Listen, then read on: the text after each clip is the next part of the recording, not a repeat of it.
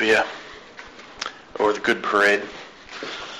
Haven't decided which podcast this little road trip is going to be for yet, because I don't know if it's going to be mostly comedy or mostly not comedy. Well said, right? Well, that's because I was up with Jeff Ritzman and Lobo from Project Archivist doing Friday's show from 1 a.m. to 3 a.m. and then I did a little bit of editing and got it out there by 4:30 a.m. and now it's 10-something and I'm on my way for coffee. Because why?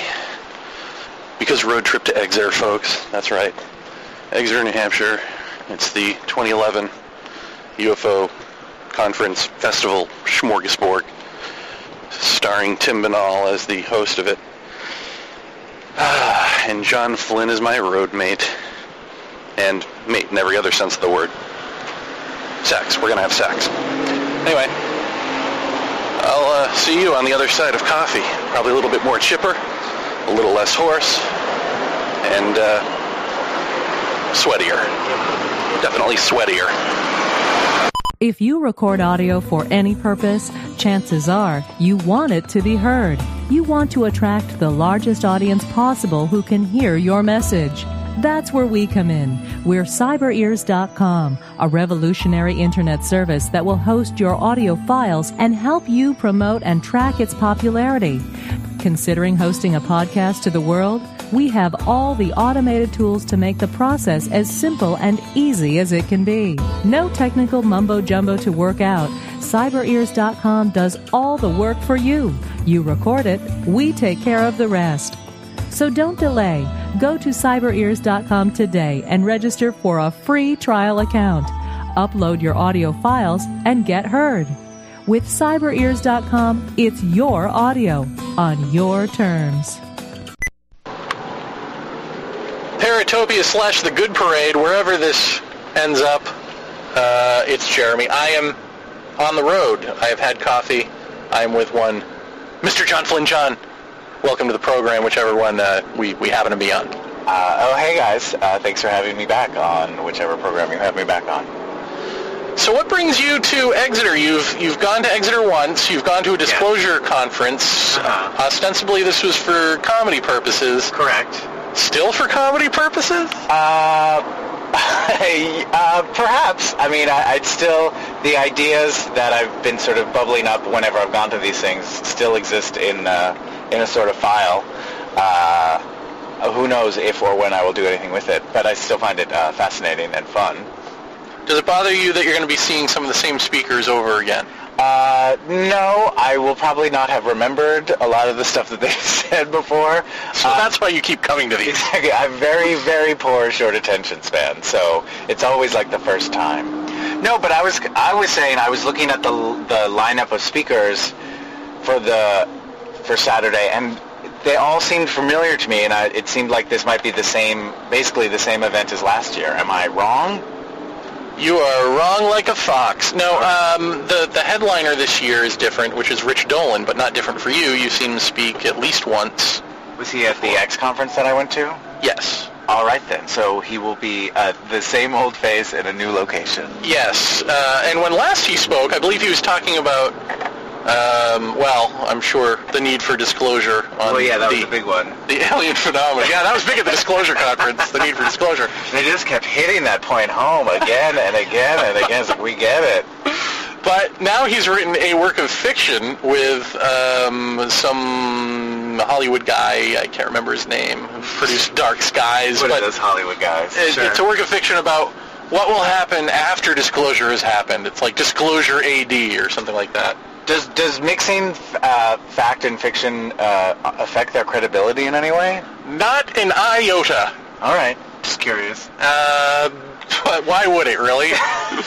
When you think about it. But it bothers me a little bit. It's like, why is that? So the headliner is a guy supposing something based on a bullshit theory that there are aliens here that need to be disclosed. Sure. I mean, it's a lot of leaps in logic and then a projection of a future based on that leap. So I'm guessing that you're not a fan of his. I like Rich Dolan personally. He's a nice guy. I just don't buy into any of these sorts of threads, I guess. Okay. So what are you hoping for or looking forward to this weekend? Actually, the reason that I'm not sure which show this is going to go on is that I'm looking forward to meeting people from the Good Parade who have, like, specifically... Like, one guy has come from Nebraska just to meet me and Tim Binnall. Oh, so this is all about your ego. It's actually the other way. It's that I was like, I can't afford to go, I don't want to go. And then people are like, well, I'm not coming all the way from Nebraska to not meet you. And it's like, oh, now I feel obligated to go. So, more obligation than anything. Is there anything specific? Like, here's, I have to say this. Of the two conferences that I've attended before, this one and then the X conference, I thought the X conference wins in sheer sort of the audacity in sort of the statements, or it felt more sort of rousing and more like a call to arms than the Exeter one from last year, which was what we're going to again now. This one sort of felt like a picnic where people were like, hey, let's talk about this stuff, whereas there didn't seem to be a sort of a goal or a mission of the conference itself, whereas that's what I distinctly got from the X conference. Yeah, that's correct. And I think it will be the same this year. Because the X conference has a goal. Their goal is to get politicians who are busy doing real things to answer some mythical question about aliens that they supposedly have known all along. Gotcha. And the goal of this is to sell books, I think. Nice. Yeah. And it's in Exeter because something happened up there? The incident at Exeter, old friend. You'll be hearing all about it. The Betty and Barty Hill case also is part of that, famously. So famous that I can't talk about it right now. Well, let's save it for the loaf and ladle, because we need something to talk about. True and true. So this will... Yeah, and also, this one is sponsored by the town, whereas the X conference is sponsored by the exopolitics movement. Sure. A bowel movement. A movement. Now, here's what's interesting about this. Alfred Weber, who was one of the founders of the exopolitical movement, has posted over the course of the week on Examiner.com an interesting article / YouTube video declaring the war over. Apparently, unbeknownst to all of us, there was a war going on between the Draco, which are the reptilians, the Greys, and I don't know, the soul of humanity, something. Anyway, the bad guys lost, the reptilians have been ousted, the Illuminati are losing power, and we are about to ascend into, I think, the fourth or fifth dimension, whichever. So how do you feel about that? It's over. I'm always excited when the bad guys don't win. I don't know if I have the proper outfit to go to the fourth or fifth dimension. What do you think of any of this? I think it's awesome. I mean, he's saying that there's not going to be a false flag operation, meaning that Obama's not going to fake an alien invasion now, because there's no need, because the war is over. His approval rating was so low that he would be like, guys, P.S., in addition to getting Bin Laden, also got that Draco thing taken care of, and it is happy days are here again. Yes. Vote for me in 2012. Correct. But I mean, never before in this subject have I seen somebody actually declare something over. Yeah, that's sort of like the two people having sex on Moonlighting. I've never watched Moonlighting, but I heard that was it really killed it. Well, and that just killed this. Thanks, John. Paratopia, this is very interesting for me. This is basically the Exeter show, and I was in Exeter, New Hampshire at the UFO conference, pretty much to meet listeners of another show I do with Tim Binnall that's mostly comedy called The Good Parade. And one of those listeners, he goes by the name Charlie Garcia. I don't really know if he wants his name outed, but he and his wife drove an awful long way just to meet us and see some UFO people give speeches. But one of the things that Mr. Garcia said at the end of the second night there was that his wife, Kelly, may have seen a puckwudgie. And so I was like, wow, I really wanted to talk to her anyway because she has a background in physics. But then when I heard this, the record scratched in my head and I went, oh, I want to hear this story. And then it turns out she has a whole bunch of goodies to tell us about. So his name really isn't Cherry Garcia, by the way. That's just something we call him on the forum. In any event, this is his wife. Her name is Kelly Johnson, and I think we're going to get some good stuff here, and hopefully she'll be able to, I don't know, maybe help us theorize in terms of physics. We'll see. Anyway, Kelly, welcome to the program. I'm sorry, I don't know if your husband wants us to use his real name or not, so I didn't. But welcome you to the program, and thank you for using your real name. Well, thank you, and I don't think he'd have a problem, but I think he likes Cherry Garcia. Yeah, well, we all do. I know he likes the ice cream anyway. Well, I hope I don't let you down as far as getting goodies on either count. No, I don't think you will, because what he described to me is interesting in terms of this show, and I'll ask you to tell the story on your own. But first, give us your background. Are you a physicist, or am I wrong there? Well, I'm kind of a half physicist. I have bachelor's degrees in physics and in math, so I don't know at what level you become a physicist. I've done research in physics, and I've done research in nanobiotechnology, and I've taught a lot of physics, a lot of calculus, and kind of a lot of other classes lower than those. But I did a lot of teaching camps and outreach and all this kind of stuff to the kids for science and so forth. So, but as far as a physicist, I'm not a theoretician. I haven't, much outside of I had to do a thesis that had a lot of theory in it, but I haven't done a lot of independent research or anything. I haven't gone on yet, but we actually started talking about getting me my higher degrees here starting soon. So. Oh, good. Well, but so no, am I a physicist? Halfway there, I guess you could say. Fair enough. Let's start with the puckwudgie incident, because I think the details of this will then lead us back into some of your other stuff. But this is something that Chris had described to me, your husband. Why don't you just tell us the story in your own words? I would love to hear this. Well, okay. But the word puckwudgie, I mean, this is something that I have never heard of before in my life until a couple of months ago. And somebody finally gave it a name, and I went to look up about what it is, and there's not a lot out there that I could find of information and descriptions, but what there is there, I mean,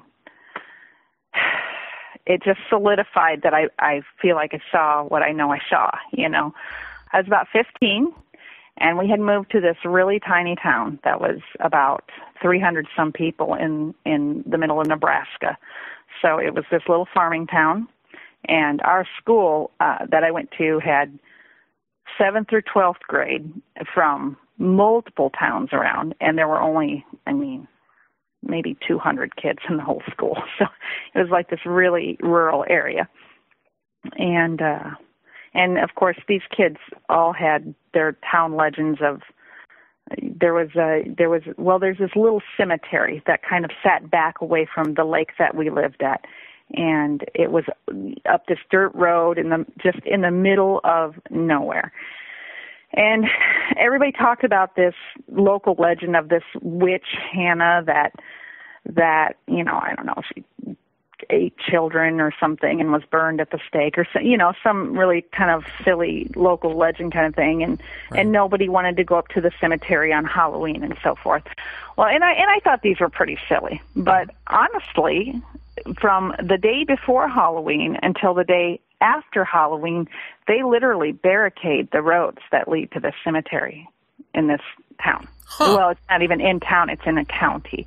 But they literally barricade the road. Is that to keep kids out of there because they don't want trouble in there? My guess is yes.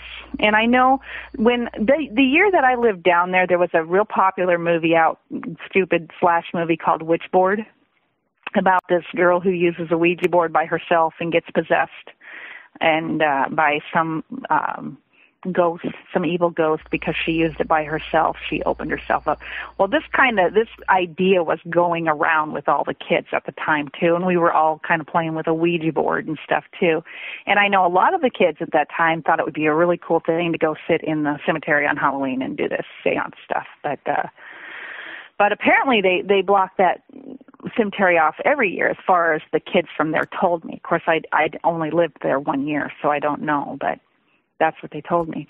But the only reason this really comes into play is because it kind of gives you the geography and the sort of little local legends that go on. Right. So you go out past the dam by this lake, and you're out on this dirt road, this rocky road, and then you turn off this main rocky road to this little craggy, no maintenance road that takes you way up the hill. And on the top of the hill, there's this cemetery, this little tiny cemetery, and when you get to the cemetery, you're forced to take a left because that's the only way the road goes, and you drive in front of the cemetery. And when you get right past it, there's this really neat formation, this land formation. The land just rises on both sides of the road, like the road was cut right through this dirt cliff or something. And it zigzags, really, really sharply zigzags through this craggy, really narrow cliff canyon-like thing. And it only goes for about, best of my recollection, maybe 100, 150 yards, 200 yards. But you can't see more than 15 feet in front of you or 10 feet because of the way you're zigzagging inside of this cliff like walls. And everybody calls that little spot the trap. And people would tell me that there was this little hermit that lived just past the trap, which meant you drive up on the side from the cemetery, you go through the trap, and on the other side, that's called just past the trap. Are you following? Oh, yeah. So I have older brothers, and my oldest brother at the time was about 19 or 20, and wanted to just go for a drive, borrow Mom and Dad's car. And I had a girlfriend over, and he said, Mom, Dad, can I, borrow the car and take Kelly and Candy out? So we hopped in the car, and he's like, oh, let's go out to the trap. Let's go out to the cemetery. And, of course, we don't want to do this because he's the kind of guy that is going to do something to scare the living heck out of us, He's the reason that the place is blocked off on Halloween. Exactly. Exactly. But these people would talk about this little hermit, and I would think, and they'd say, oh, it's so creepy. This little hermit lives out there. And I think, a hermit? What's wrong with some little old guy that lives in the woods or whatever? What's the problem? See, when you get past the trap, suddenly the landscape opens up on your right side. It's all cornfield. From there to the nearest highway, it's this gigantic long cornfield. But on the left side of the road, you're off the road. There's a steep hill of forest, that kind of goes down to a creek. So the road just kind of drops right off the side. Well, so I figured this hermit, if this guy really existed, which I figured he didn't, was just some guy that had a little cabin down in this woods, was my imagination. So we go up there to the cemetery that night, and he wants us to get out of the car and everything. We're, no way. There's some hermit that lives up here. I don't want to meet any hermit or anything. Drives us through the trap, and he's acting all crazy, acting like he's going to, crash into the walls or whatever. And we get past the trap. And, we get maybe 10, 15, 20 feet past the trap. Me and my friend are kind of yelling at my brother, telling him, he better calm down or he's going to crash my mom's car and everything. And all of a sudden that car dies. So I get really chilled whenever I think about this, but the car died, and it is pitch black. We're in the middle of nowhere, and it's black sky. You can see the stars, and seems like there's pretty fair amount of moonlight, but because I remember seeing the cornfield pretty clearly, but we're like, Jeff, cut this out. Turn the car back on. Let's go. And he tries to turn the car over, and it's one of these deals where I don't know if you guys get cold weather like we do, but if your battery can't hold up to the cold and it just sort of lugs and your car won't, draw enough to get started, just kind of, And I don't know, we figured he was doing something to mess with us. So we're starting to get a little freaked out because it's the middle of nowhere. And we're telling him to quit messing with us. And he's going, I am seriously not doing this. Oh, my gosh, we are in so much trouble. Now, the headlights were still on, though. And he keeps trying to turn this car over. And the headlights are kind of drawing down a little bit from the power or whatever. And, I mean, all of a sudden, from out of that cornfield, this little guy thing runs out into the middle of the road. I get really freaked out when I talk about this. I'm sorry. This little guy runs into the middle of the road. He's standing maybe 4 feet tall, maybe, and he's 5 to 7 feet in front of my car, right in the headlights. And he's like all hunched over, and he's got this strange little, he's got his elbows bent and his arms drawn really close to his sides, and he's got this little kind of like jog. He jogs out of the cornfield and stops right smack in the headlights. And we just freaked out, okay? Because he looked a little strange, you know, like his skin color wasn't right and his hair was kind of, there was some there, but it was, you know, like those little troll dolls from Norway or something, you know? And he stopped, and then he turned his head and looked right at us. And he was so, I mean, I just, from then on, the only thing I can think of in my mind is like a leprechaun or a gnome or a troll kind of thing is what came to my mind of what I saw. Was he wearing clothing? And, you know, it seems to me I can't guarantee that he had a shirt on. I'm almost certain that he had pants on. The whole incident was so fast, though. I want to say that, yes, he was wearing clothes. Was he bald or hairy? He was mostly bald, but he had this is the best of my recollection, and I've remembered this many times, but it seems like he had kind of like, you know, craggy, straggly, like hairs, like Yoda's hair or something. You know, kind of bald, mostly bald. He had like this really distorted looking face, this big nose. He's just ugly. I mean, just ugly as sin. And real crinkly like forehead, real crinkly like skin. Ears. You know. Like I said, my recollection is kind of almost a troll-like or a leprechaun-like. So it seems to me his ears were kind of like big and maybe even a little distorted-looking. But honestly, this whole thing happened so fast that the thing that blazed in my mind more than anything was the nature of his gait when he came out from the corn and the stopping. And when he turned his head and looked at us, I mean, he looked at us. And it's his face that really sticks out. He kind of had this, how do I describe him? Kind of this snarled looking mouth, kind of like drawn down at the corners, a little bit overly stretched. Did you ever see The Princess Bride? Yes. Billy Crystal's role in that as the doctor-like guy, the way his mouth is in that, he really in fact, his character really reminds me of that little guy a lot. Did you think he was human when you saw him? No. No, I did not. When I saw him, when he came running out of the corn, something struck me as this is that hermit. But at exactly the same time, this is not human is what was going. I mean, it was scary because it was not a person, and he wasn't running like a person. He wasn't standing like a person. And then when he looked at us, it was to me clarification that he wasn't. I mean, maybe he was, but to me at the time, there was no way this was like a normal human being. He was badly deformed or something. Mm-hmm. So what did you and your friends do when he looked at you? Well, I know that there was a friend and my brother, but I know there was dead silence for a split second. And then my friend and I just were screaming, start the car. And my brother was, I'm trying. And he only looked at us for, maybe 5 seconds or so.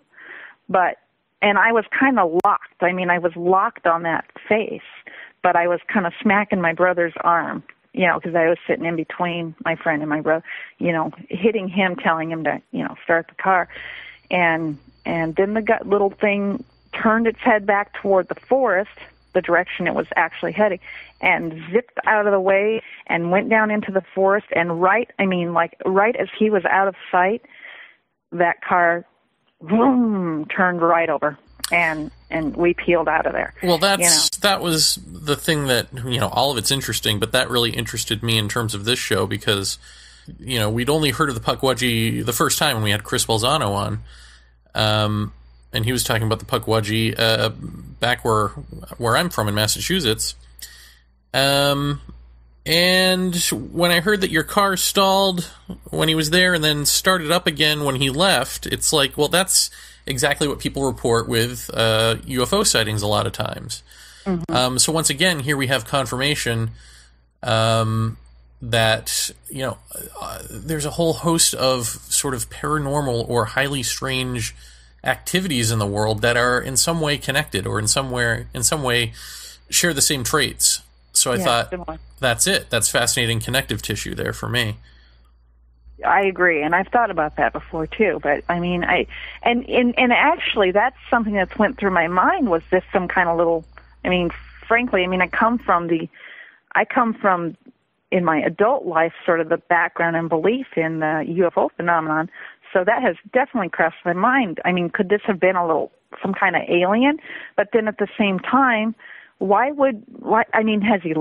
he abandoned by a ship? Why does he live there? Why do people know about this thing, But I never heard of Pukwudgie or anything like that.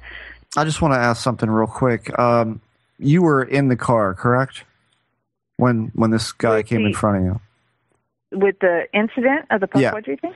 Oh, yes. Mm-hmm. Okay, you were in the car. Yeah. Could you, and I know this is probably tough to remember or it may not have been long enough to do it, but do you remember skin color at all? Or tone? Yeah. I mean, it's not too long to remember. It's just kind of difficult. I mean, it was pitch black in the middle of the night. My impression is all I can give you. And my impression was kind of a sickly, deep yellowish kind of color, a yellowish brown, like our skin color if we were suntanned and severely jaundiced. Okay. Does that make sense?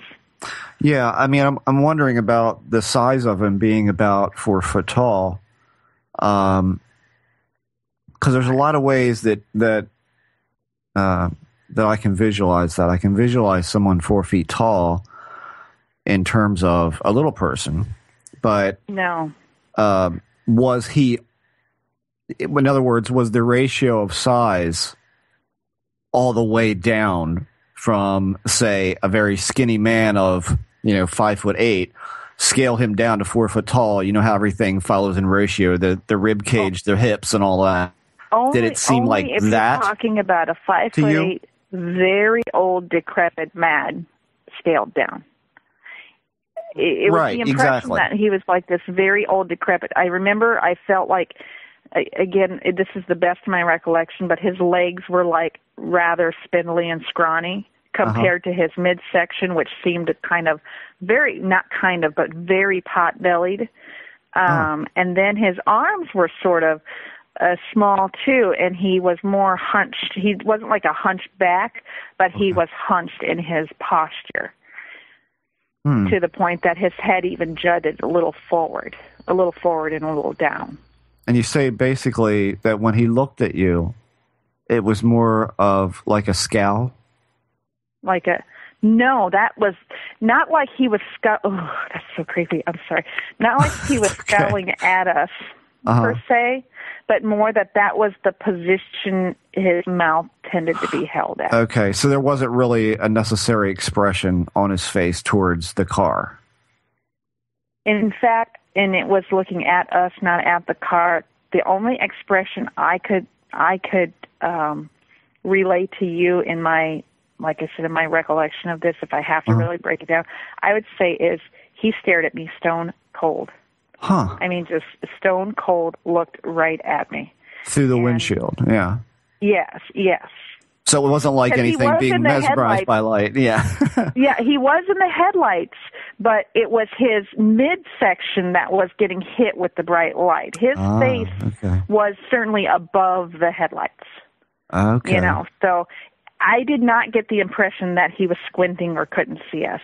I got the impression he was looking dead at me. And I didn't get like a feeling that he was angry or going to attack us per se, but that he was certainly not friendly and that he was letting us know. You know, I just felt like he was letting us know. Did he have sort of human normal eyes? No. Well, I mean, yeah, they were beady. You know, they were just beady, little beady eyes, but they weren't oddly shaped. They weren't overly large, and I don't remember them being like glowing or any strange color, but I could not detect a color at all. I didn't get the impression they were non-human eyes, but they were very small eyes, very beady-like. And did, when this all first came on you, the car stalls and all that, does the air in the car change at all? Is there a sense of strangeness in the air? When you say, does the air change, I don't know. A sense of strangeness, the hair on the back of my neck was raised before that car ever even died. We were creeped out. But, you know, I mean, the area is a creepy area because it is wrought with these legends. It's pitch black, it's the middle of the night, and we're teenagers. So we were really creeped out anyway. And we were me and my girlfriend together. You get two girls getting creeped out together. It can multiply pretty rapidly. So, well, the thing that was sort of I was taken aback by and was like, oh great, this will be fantastic. Was in your email to me, you said this isn't the only story. You also have close encounters, and you lived in a haunted house. Which came first? What's the chronology there? Well, honestly, I was living in the haunted house when the UFO experience happened.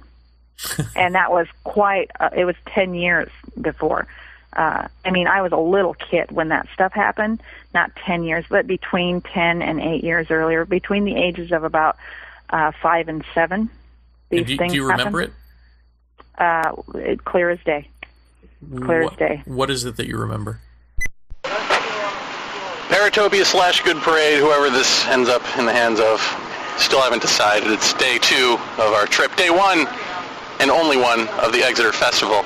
I'm on the patio. Going on. I'm on the patio of me and Ollie, bakery and cafe with John Flynn, of course, as you know. By the way. Marisol, who you don't know, and one Tina. I call her Sena. It's really Tina Sena. Soon to be Tina Vaeni, is that correct? Tina Sinatra. Tina Sinatra, who actually made it to the festival, which is awesome. Well, first, John, you were in there watching the film. They were watching what, September Stories? September Stories. Yes. I was put off by the fact that the male director just hogged up all the microphone time and left his wife to sort of piss in the wind. You?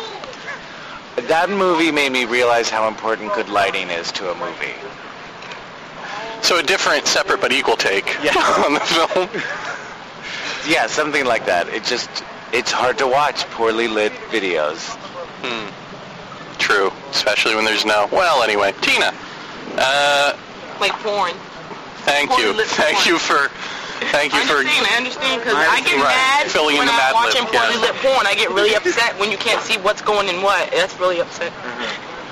And I'm glad you came. You're glad I came. Yeah, you like that. It's a fun. Awesome, Pounds. Boom! Good one. So we were bitching earlier about the large blow-up alien dolls. They've got this whole thing geared toward kids. It's racist because they're all green. And yet, ignore that. And yet, all of the like kid-friendly things have anger lines on them, and they're looking down at you like, I'm going to abduct and probe you. That's no way to sell to kids, is it, Tina? They shouldn't be selling to the kids. That's what we were talking about. Everything's catered to the kids. They think it's, I don't know, Disneyland. But it's not. It's real. It's the mean streets of alien abduction. True or false? She's going to do a spit take on me. Never mind. Honestly, it's hard to say what was first and last because we're talking between the ages of 5 and 7. But I'll tell you about the house and how it was verified to me many years later, if you're interested in that. Absolutely. And the house was a series of incidents. Oh gosh, I get really creeped out when I think about these things. So, because I know. I mean, if you tell certain people this stuff, you know, it's like stories, you know, oh, that's interesting, oh, that's funny. But I know this happened, and I remember it, and it was really scary, really scary. This house I lived in, there was just so many oddnesses, so many strangenesses that I can't really even categorize them very easily. But let me just start by saying one of the things that we found really early on was in a whole lot of door frames in like the less finished areas, like in the basement or up in the attic areas. There was like a dormer room in this house. Do you know what a dormer room is? I don't. It's like one of these, usually I think in older houses you find this, but you go upstairs and almost the entire floor upstairs is just one large bedroom, and it's like the ceiling is angled with the same angles as the roof of the house, so you end up having really short walls, but you can stand up straight up in the middle. Right, I know what you're talking about. Yeah. That's like my house, yeah. Yeah, okay. Yeah, so that's where my brother slept, but in the dormer room on either side, the dormer room went the width of the house. So at the front of the house and at the back of the house would be the two sides, the two long sides of the room. There were little short halfway doorways that walked you into like an attic area that was partially unfinished floor and partially finished floor. So we had storage up in there and stuff. But the reason I tell you this is because on the bedroom side of the doorway, the walls and everything were finished, but on the attic side, you know, you had your raw 2x4s, your framing for your walls and stuff.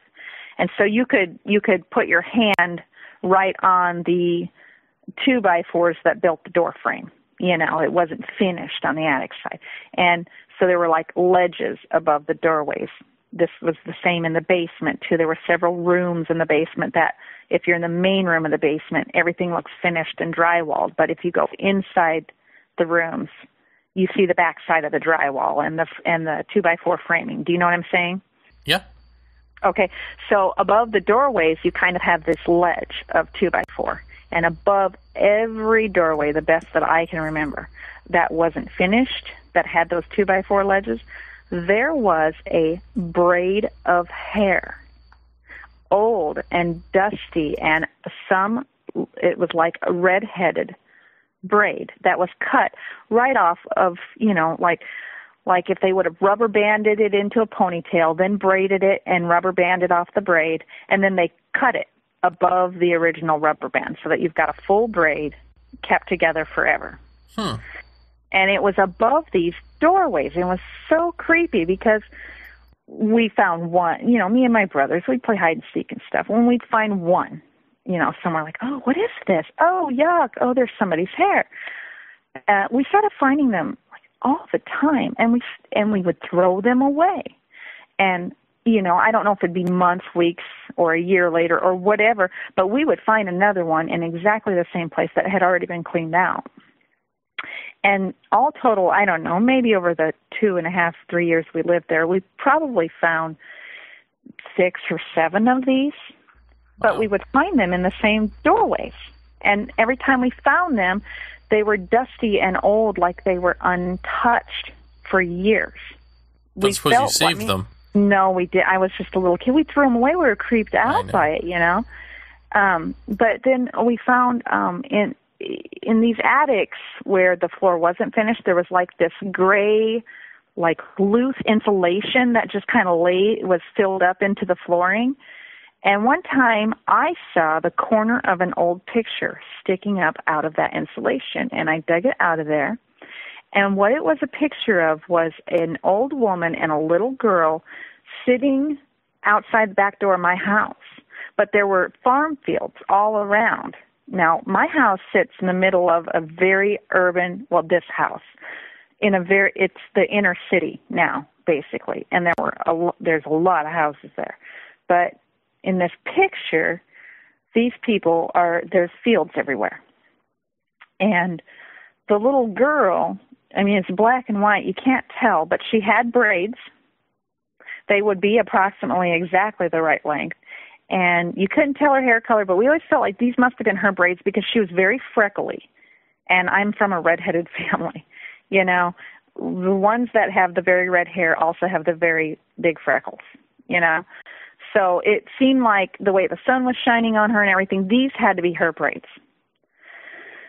Well, lots of weird things happened. I mean, you know, things kind of going bump or doors being locked. There was one time me and one of my brothers came home. I don't know if we were trick-or-treating or if we were at a friend's house, but we tried to open up the door. And my whole family, the rest of the family, was sitting inside the living room watching television, and the front door is right there. And we try to open the front door, and the door won't open.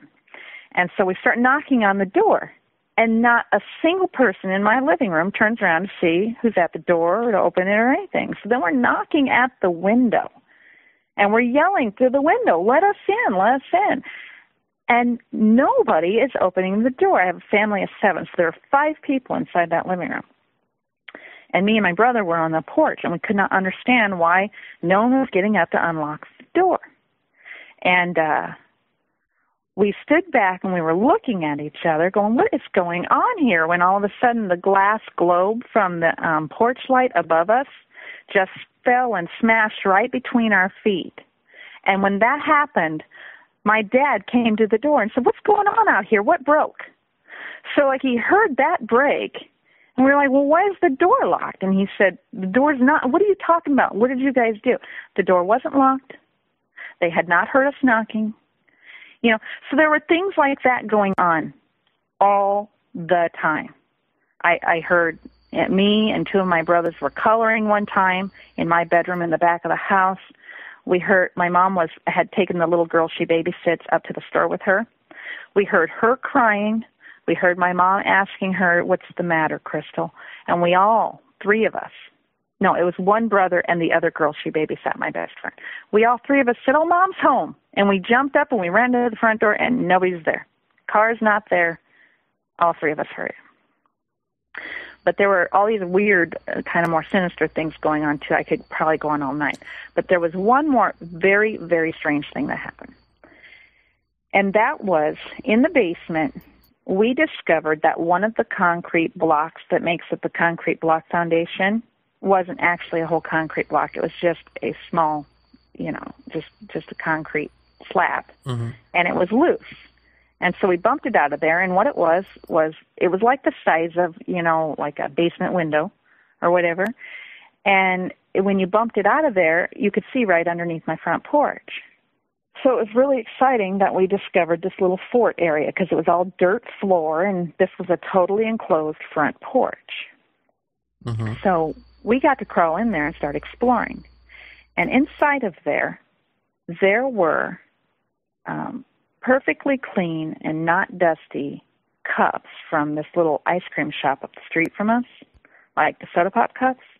But there were also newspapers from like the 1860s and old toy cars from probably about the 1940s and various other little artifacts like that. We found kind of half buried in the dirt and stuff. And my brother got all the way to the far side of this. We had kind of a big front porch to where, over by where the steps were. And he goes, oh my gosh, look, it's a skeleton. And there was a stick there. Well, of course, I'm freaking out now because I don't know what he's talking about. But he says, oh, it's bat bones. And he scoops him up with a stick and starts to pick the skeleton up. And it was a skeleton of a bat. But it was nailed down into a piece of concrete by both of its arms, both of its legs, and right smack in its middle. Now, it was long since decayed and was nothing but a skeleton. But the nails were there. Little Dracula? I don't know what the deal was. I don't know. There were so many. Oh, I'll tell you one more thing about this. Is this interesting at all? Yeah, definitely.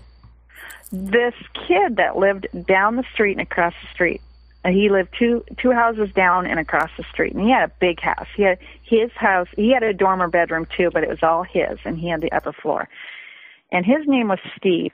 And none of my brothers really cared for him. And he was a little older than me, but he was my friend.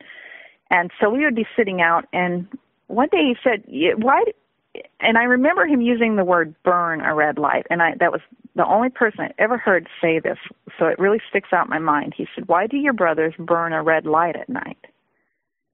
And what are you talking about? Like I said, I was maybe 6 or 7 at the time. What are you talking about? He said, your brothers, they get up at night and they burn a red light, you know. And I said, they do not. They don't have a red light up there. I'm not kidding you. They do too. They get up at night and they burn a red light, and you can see them walking around and messing around. I can't believe your parents, they don't get in trouble for that. And you're crazy, whatever, you know.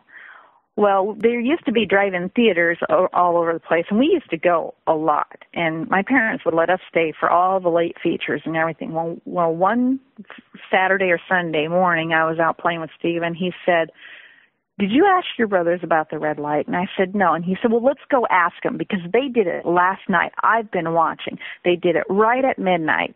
And I said, oh, now I know you're lying, because we weren't here at midnight last night. We were out at the drive-in theaters. And this kid turned ghost white. He said, I swear to God that at midnight last night, a red light came on in that room, and there were people walking around up there. And I believed him. And there are so many. What would be an example of something sinister? You said that there were sinister things. Well, I remember that I felt like the glass globe was kind of an attack. But, there was one day we were playing hide and seek, and there was a picture of my brother that was sitting up on a shelf, you know, had sat there the whole time we lived there. And it sat several inches back. But for some reason, when I was walking through the dining room, this picture just fell off the shelf. And it was no big deal at the time, other than, oh my gosh, we're going to be in so much trouble. We didn't do anything to knock it off, but my parents were going to, figure we did something. And this glass, my brother was in this picture. He's real young, and he's holding his head kind of cocked sideways. And the glass cracked right across his head. And later that day, and this is just probably coincidence, but later that day, he was walking into and out of our garage, and just went out of the blue. The garage door came down and knocked him right on his head, and he had a huge cut across his head that it needed to be stitched. He was fine. I mean, basically, he had a concussion and needed to be stitched, but it matched up exactly with where that glass was across. And then we wouldn't have probably even thought about it, other than it happened just earlier that day. There was... to me, the bat bones thing, that whole thing was really, really sinister, and it really shook me. Oh, there was one more incident where it was like an apparition. An apparition. We had this room downstairs that was just full of bird cages. When we moved in, it was like this gigantic storage closet, but it just had, I mean, God knows how many bird cages were in there. I don't even know. But my dad had recently put up a cyclone fence in the backyard, and there was some of that, that metal bar stuff that goes in between the lengths of a cyclone fence. Mm-hmm. Well, I kept kind of just seeing this app, just as it went into like the next little part the next little room. My oldest brother, the same one that was driving in the earlier story, kept saying it was a floating head. I thought he was trying to scare me. So I was going after where he was going, but it did seem like there was something that would just keep ducking behind the next doorway. And finally, it was in the birdcage room, and I was too scared. I didn't want to look in there anymore. And he got his little Daisy pea shooter BB gun. You know, this is the same BB gun he'd shoot me with. It didn't have enough power to leave a bruise, you know. Well, he was going to be a big, tough guy, and he shot this Daisy pea shooter into this gigantic basement we had. I mean, it was a big basement, and this thing ricocheted all over the basement, and you could hear it, like, dinging off the supporting beams and stuff. So he put that down because he didn't want anybody to get hurt, and then he got this metal pole that my dad had, you know, one of the, like, leftover poles from the fence, and he stuck it into the birdcage room because he was going to poke at it. And by now I wasn't even trying to see this apparition because now I was starting to believe him after the BB, like, ricocheted everywhere. Mm-hmm. And when he pulled that pole out, it was like it bent at a 90-degree angle, only like a foot and a half from the end of the pole. He didn't even make contact with anything. He just poked it into the doorway of this room. And when he pulled it back out, he just dropped it. And we just ran down the street to our friend's house until our parents got home. But just like I said, there were just tons of these little strange incidences like that nobody really got badly hurt. But, you know, if I thought more about it, there were so many of them. Mm-hmm. John Flynn, you've come to Exeter for 2 reasons and 2 reasons only. One's a secret. The other is the pet contest, the pet alien contest. Now, go ahead. Everything you hoped and dreamed and... Well, I mean, it was what I expected. It was what it was last year. I wish, A, that they just encouraged more than just dogs to be in it. There was a hamster, but they just put a little hat on the hamster. Just kind of a little honing it in, if you ask me. But I thought the dog that came in third should have come in first. And there's just a lot of real stage moms with the dogs, which always turns me off. Like, if the dog doesn't want to dress up like an alien, don't force it to. Don't put your dreams onto your dog. That's very true. Do you think it was rigged? Well, the woman who judged it seemed to be very familiar with the people who won. So I'm not saying it was, but I'm not saying it wasn't. Small town politics wins again. But did the audience win? Did they, or what did they win? Did they? I think so. A lot of them were wearing tinfoil hats, so it's hard to know how to judge things. I don't think it's hard to know how to judge that at all. The tinfoil hats, they didn't know where they were at. Well, was it around this time that the aliens? I mean, where do we inject that? Is that around this time? Yeah, and you know, I never really thought of the two as related at all. But yeah, it was I lived in the same house. See, we moved a lot, and we never lived anywhere very long. So this place was only about 2.5 years, and it was during that house that this alien thing happened. But this troubles me less than anything. But my bed was lined right up with the back wall of the house, and I had a big old double window that, you know, my bed was right up against, the long side of my bed. And where we lived was near the airport, the city airport. So I watched the planes come in all the time. You know, I've always been kind of an insomniac, so there were lots of nights watching lots of planes. And this one night, the color of this plane was so beautiful. It was just this more pastel, pretty, I can't even describe it. But it started to get bigger. And I realized it wasn't just a color. There were 3 colors. And it was triangular. I mean, it was in this triangular pattern. There was like this fuchsia color and this greenish color and this yellowish color.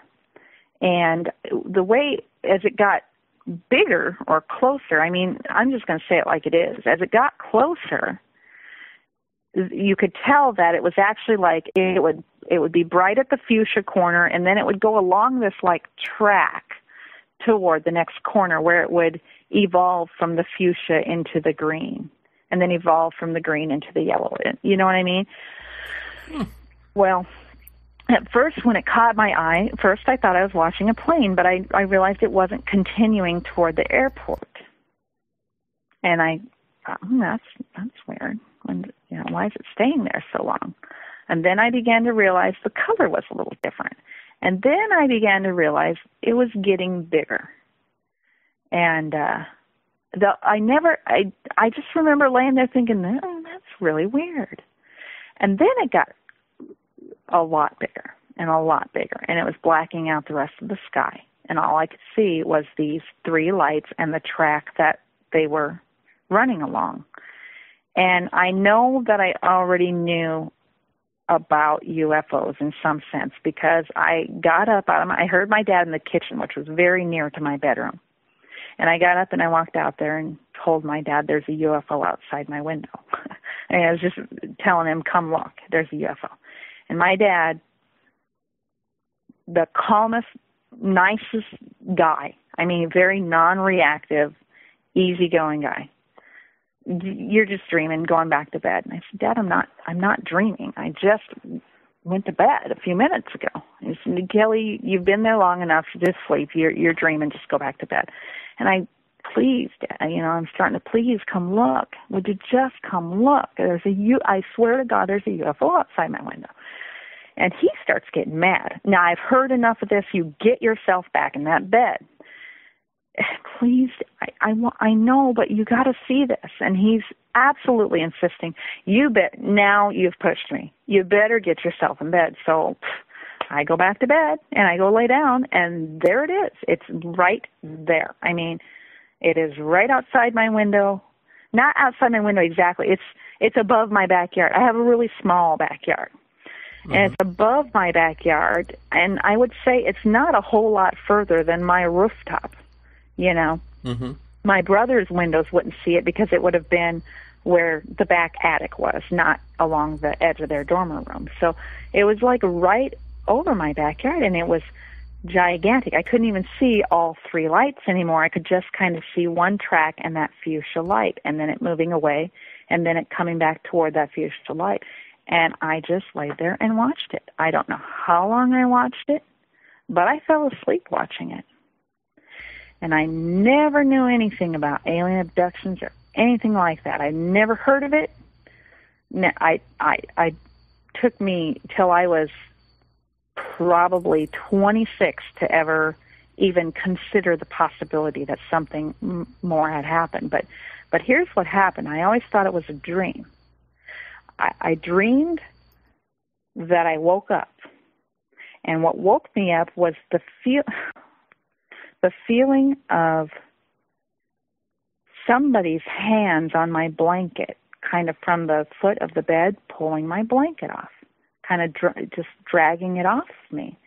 And I opened my eyes and I looked down, and I literally saw 3 sets of hands grabbing my blanket and pulling it off, real slowly, and these were not human hands.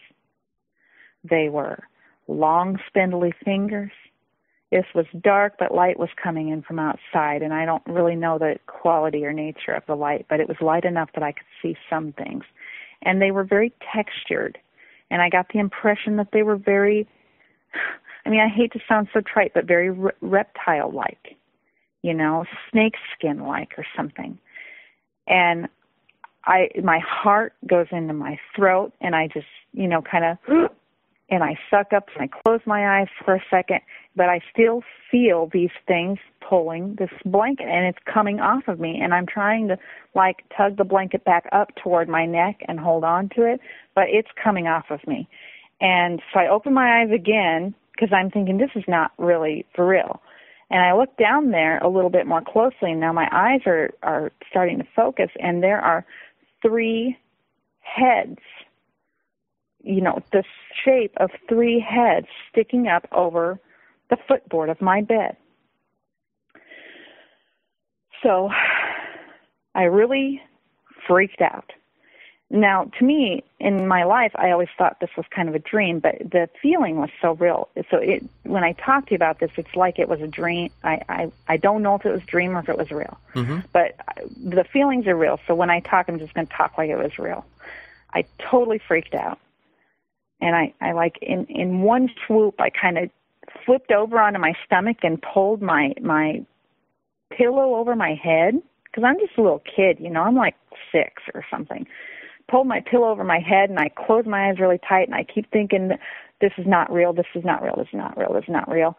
And in my head, I think to myself, okay, it's all gone away. I'm going to open my eyes. Okay, if you put a pillow, like, over your head and pull it down real hard, you know, it's going to make kind of like this tunnel effect that you could look, you know, like you're looking up and you'd look right out the tunnel of your pillow. Right. Does that make sense? Yeah.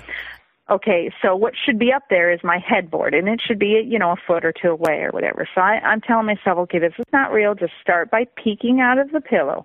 I'm not going to let go. I'm not going to, you know, and I do. I go ahead and I open my eyes, and I see my headboard, and I'm starting to feel a little bit relaxed. And all of a sudden, this freaking head, face, eyeball looks, I mean, like they just pop into my view. And this eye is looking right back at me. Well, so I kind of do a little quick little freak again where I kind of accidentally pull my pillow off my head when I'm trying to flip away from whatever it is I'm seeing. And I can't really describe that move because I don't remember. But what I do remember is the pillow came off my head, and standing alongside my bed, now not down at the foot, but alongside my bed, I saw 3 more figures, and they were right there. Now, I don't know if they were the same that was pulling my blanket off or if there were 3 more, but that's all I remember. That's all I remember. Do you remember what they were wearing? I don't recollect that they had any clothes, and the only real view that I got was hands and heads and eyes. Wow. Does that sound familiar, Jeff? Yeah. Yeah. Wow. Let me start with Oh my God, this car is hot. John Flynn, you just saw Stanton Friedman, right? And then we ate at Friendly's for a 3rd time. 3 times the charm, buddy. I can't even talk. All of my insides are bloated. That's because they're friendly. Any relation to Stan Friedman? Me, no. Very good. What was a better time, that Friendly's or the Stan Friedman thing? Stan Friedman definitely had so much fun. He's so sexy. I want to jump them bones. Stan Friedman didn't have as many waffle fries. In his beard. True. In his pocket. Let me start with the little guy in the road. Let me rewind for a second, because this is kind of going to apply to everything that you've talked about. You know, encompassing the last half an hour or so. And this is where it kind of gets to the point where if you don't want to answer these questions, you don't have to. I'm not worried about it, really. Well, you might once I ask them. For instance, when you were driving in the car and the car stopped and the thing crossed the road and you all saw it, if you can remember, was there anything going on in your life that was atypical? Were you, I remember, I know you said you moved around a lot. Were you absolutely new to the area at that point in time? And were you still getting used to life in this place? No. So you had been there. Adjusted. You were adjusted at that point. Mm-hmm. Was there anything out of the ordinary you could put your finger on going on in your life, like pertaining to you? Not anything paranormal, just were you out of a routine, or was there an upheaval of any kind, or any kind of turmoil, or my whole life was turmoil. I mean, I had a really, really not a good life. Okay. Growing up. So nothing. The only thing that would, if you say, was there anything out of the ordinary? Frankly, that was one of the best years of my life. I had more freedom than I had ever had. I got to go out driving with friends. So that was out of the ordinary. Okay. All right. So would you say that your upbringing lacked the kind of structure that you saw from other kids? No, there was a lot of structure. Okay. It was kind of, my upbringing was sort of almost like this, completely two separate existences. On the one side, what the world saw was a very structured, very well-adjusted family, and it was actually a combined family. It was 2 stepbrothers, 2 real brothers. Oh, okay. Stepmom, real dad. And but the other side of that, there was a lot of there was a lot of abuse. There was a fair amount of neglect in the sense that my parents left us to our own devices a lot. Okay. So it wasn't like we were neglected where we weren't cleaned or fed. We were, right. But there was a lot of lax supervision. Okay. Okay. And that makes supervision. It was pretty extreme. So. Yeah. Well, that makes somewhat sense. What about as far as? God, there was so much. The hair in the house above the door frames. That in itself is a little odd, but it certainly speaks to someone who's lived there before. Had you ever done any research on the house at all? You know what? Actually, I meant to tell you that this strangeness about the house was confirmed to me. I have not had the opportunity to do research. I have talked to 2 paranormal groups in the area, just kind of impromptu. I've run into paranormal researchers, and I've mentioned that house. I've said, you're interested in hauntings and stuff. I want you to go to, and I've given them the exact address. I mean, if you could just drive by with your equipment, because you're going to see something, I'm telling you. But it was really odd when I was 19 or 18. I guess I was 18. I was a waitress, and there was this guy who was working with me, and he was this real inner city, black guy who talked. He was a DJ at a club that played like hip hop music and stuff. So that's how he talked. So when I say black guy, I just mean like the inner city hip hop kind of lingo and everything. Okay. He was talking to me one day, doing his "Hey, where you stay at" kind of thing, And I was telling him where I lived, and I asked him where he lived. And he told me that he lived on 30th and such. And he goes, well, actually, it's 20. I said, oh, well, I used to live on 30th and such a long time ago. And he said, well, actually, it's 28th and such, but it's right off 30th. And I said, well, actually, yeah, me too. And we both looked at each other. And I said, what house number do you live in? And he told me the address, and I said, you are kidding me. That is exactly the same house I used to live in. He goes, really? I said, yeah. And we kind of laughed for a second about, what a weird coincidence. And then finally, at the same moment, we both looked at each other. Like the laughter and everything was gone. And I just went, his name was Chili. He went by the name Chili. And I just went, Chili, have you ever, and he goes, that place is weird, man. I am getting out of there as soon as I can. Why do you think I'm working all these hours? Huh. Okay. And that's, and I remember we kind of had, couple just back and forth about it after that, but I don't really remember what was said. But it was like all these years later, this guy is living in this house and going, oh, okay, there's something really wrong there. And we were talking about the same thing. Do you remember if the braids of hair being removed from above the doors, was there anything that happened in the house before you removed those? That is a really good question. Thanks. Not that I remember. Right. And I recently told my friend who lives across the street about this, and she said that those were there for protection. They're a blessing. Yeah, that's what that is. Yeah. Whoever lived there before, obviously, must have had some kind of belief in that. Whether and what area of the world is this that you're living at the time? I'm sorry, I probably missed that. But it was Omaha, Nebraska. Okay. Wow. Yeah. That's essentially. I think they call it a witch's ladder, if I remember right. And that's braided hair and it's put over the door as like a blessing, something about darkness never passing through your door or something like that. Now the question, would be, was the person that lived there before plagued by something and then went to such extreme lengths to get rid of it? I mean, you can conjecturize that all you want. Right. And they went to such great lengths in order to basically clear the house. And when you remove those, obviously you remove them and then they show up again with dust on them again. That is pretty strange stuff, but that sounds like what that is. While you were talking about the little room that was out front underneath of the porch, mm-hmm.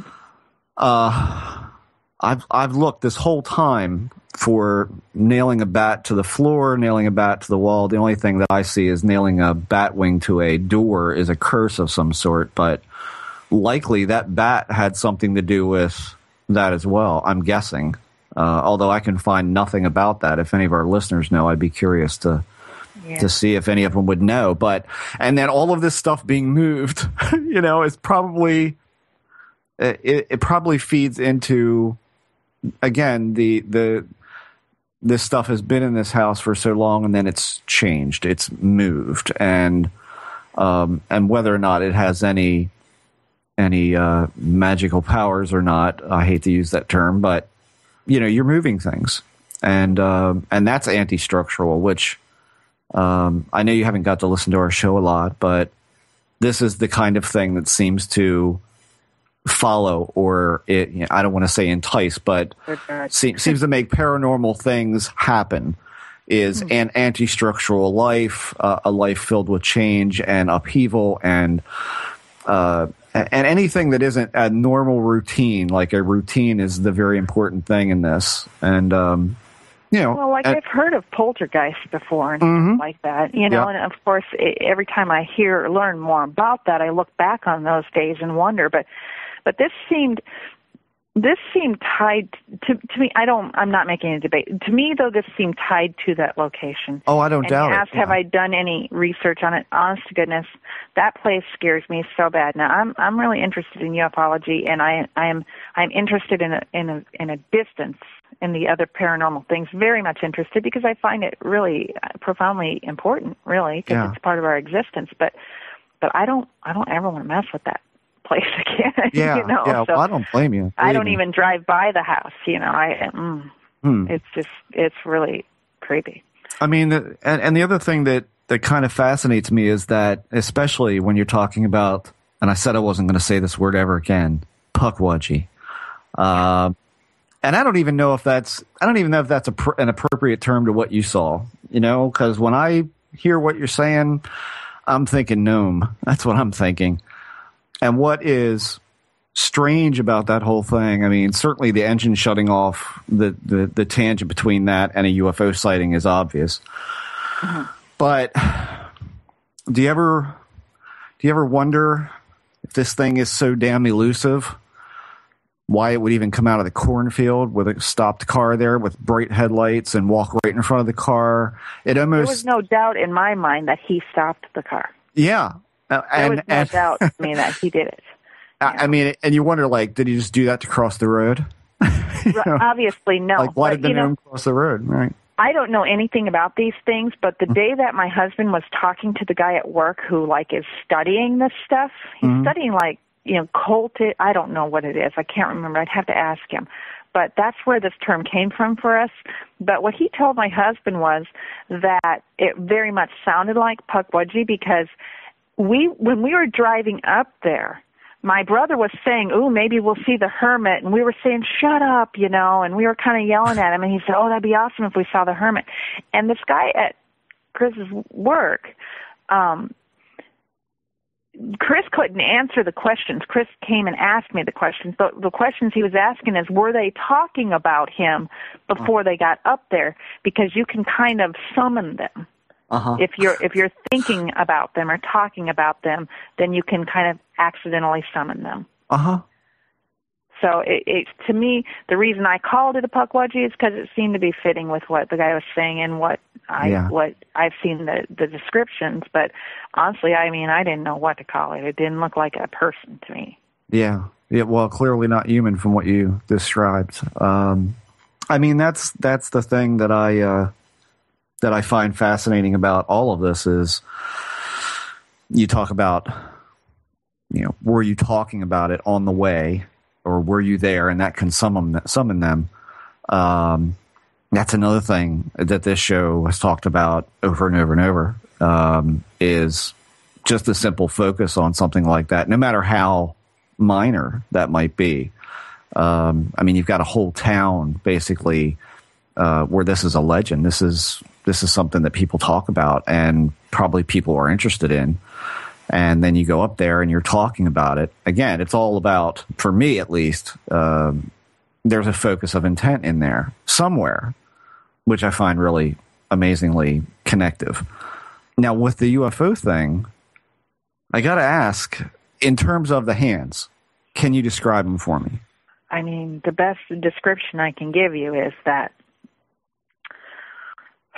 I get all creeped out with it. When I think about this in a more objective sense, I don't get real freaked out and I don't get scared, and it's very interesting to me. But when I actually think about that night, where I'm looking at through my childhood eyes, it's really hard for me to talk about. It's a little creepy, so I get a little flustered. But tell me about anyway, they're like, they're out of Steven Spielberg movies. They're long and spindly, and with bony kind of knuckle areas, and they're kind of snake skinny. And I can't tell the color, but it's a darker color. It's not the little gray aliens from. No. They're like snake. They're like leather.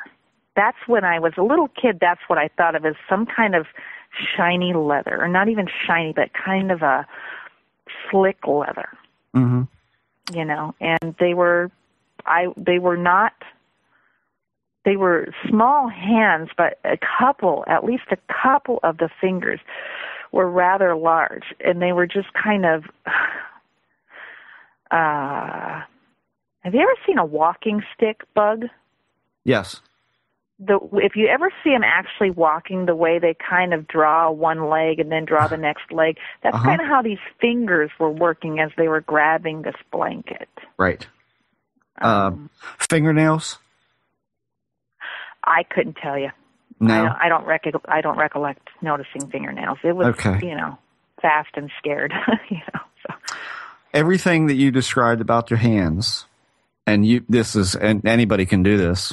Go back, episode 2 of this show. Go back to any podcast that I did before we did this show. That's exactly the hands that I saw when I was 5 years old. Every night, I would have an event every night between 5 and 9 years old.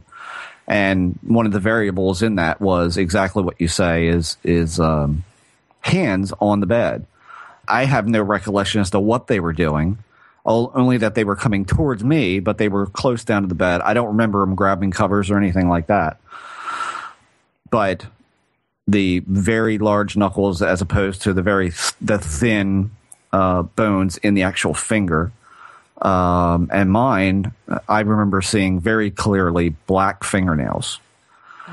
But you've described exactly, and the way they move is exactly as you describe. It's almost stick bug that's a good way to put it, because they're almost individually moving. Yeah. But they were. Yeah. I don't know, and I don't say necessarily the time when I was a kid, but I've seen the hands before and the way that they move being almost like smoother than what a puppet would move, but almost in that way, almost in that kind of a jerky sort of. Yeah, exactly. Yeah. Gross. I mean, and I described the skin like a shark type skin. Like a what? Like a shark skin, like very, very fine. Not like smoothness, like. Yeah, not that you could see scales or anything, like not fish-like, but more like very small, fine bumps, like sandy kind of texture to it, but a sheen, like an oily sheen. Yeah, I mean, that's very similar to what I'm trying to get at. It was kind of a smooth, leathery, not really scaly, but not my kid's patent shoe smooth. There was some texture there, but it wasn't scales per se. Right. It was like a really soft, fine leather, but shinier than soft leather. It was, but not latex. No. It just sounds to me. I mean, hearing these descriptions and hearing sort of shiny, but not. I don't know. It sounds almost. It didn't look like there was any kind of an overlay. Latex I mean, it looked organic to me. I mean, it looked like it was really, like I said, this was quick. I mean, I had to focus. At first, I felt something, and then I'm looking, and my eyes are coming into clearer focus, and I'm realizing these are freaking fingers grasping my blanket and trying to pull it off of me. And so however much time that took for me to see and register is the amount of time I got to look at this. But to me, there was no impression that this was some kind of overlay, that it was actually skin. It was just more exotic. It was just a different kind of skin than mine. Was anything communicated? You know, I've thought about that, and the only thing I can say is I was in extreme state of fear especially once the eye looked through the pillow at me. But prior to that, in noticing it come down and watching this thing over my backyard for, it was really a long period of time. In retrospect, looking back, I don't remember anything actually being communicated, but I feel that it was very, very odd that I wanted to share this with my dad because I thought it was interesting, but I wasn't scared. I was totally calm. I was actually having a very pleasant experience watching this light descend over my yard and just hover there for gosh knows how long. I really don't know how long. But it was just like, this is nice. This is really pretty. And then it becomes interactive. Well, but to me, for years as I grew up, and when this recollection would come to me about it, I never told anybody about this for many, many years. But I remembered it, and I thought about it a lot of times. It was always kind of there. I don't even know how frequently, but there was the part where I saw a UFO, and then there was the part where I had a dream. So for years, that's how I thought of it. I think it was the way that I best dealt with it, because the part where I saw the UFO was really cool, and it was really pleasant and very calming. The other part was like this nightmare. The only thing that made it different than my other nightmares or whatever is that it was very cohesive and very sequential and I have a very physical memory of my heart in my throat and things like that. And it wasn't till I was probably in my mid-20s, and a friend of mine was a singer-songwriter, and she had this song about a visitor, and I told her how much I really liked this song, and I said, there's just something about it, and I told her, she said, well, have you ever seen anything? And I said, well, yeah, actually I did see UFO. And I told her the whole thing, kind of pretty much the way I told you guys, only not as freaked out, because the other part to me was always a dream. And then she just got really chilled and said, oh my gosh, you've been visited. These were visitors. And the minute she said, you've been visited, it was like this flood came in. That, my gosh, this really did happen. And the way that whole overnight thing happened, the dream part of it, it wasn't a dream. I'd have never had any other dream, anything like that. And by the way, I had a bloody nose the next day, too. And it's the only time I've ever had a bloody nose. I have never had a bloody nose. I don't have allergies, What when you saw the eye peer at you? Can you describe that, or is that? It was the big black glossy. It was okay. Yes. After this was all over, and you woke up the next morning, you had the bloody nose. again, if you can remember, was there any acceleration of interest in anything or acceleration of creativity or any sort of thing like that at all? That, again, is an interesting question. You know, it would all be conjecture at this point because it's not anything I ever noticed. Right. It's tough to remember that sort of thing. But now that you say that, there's something really interesting here.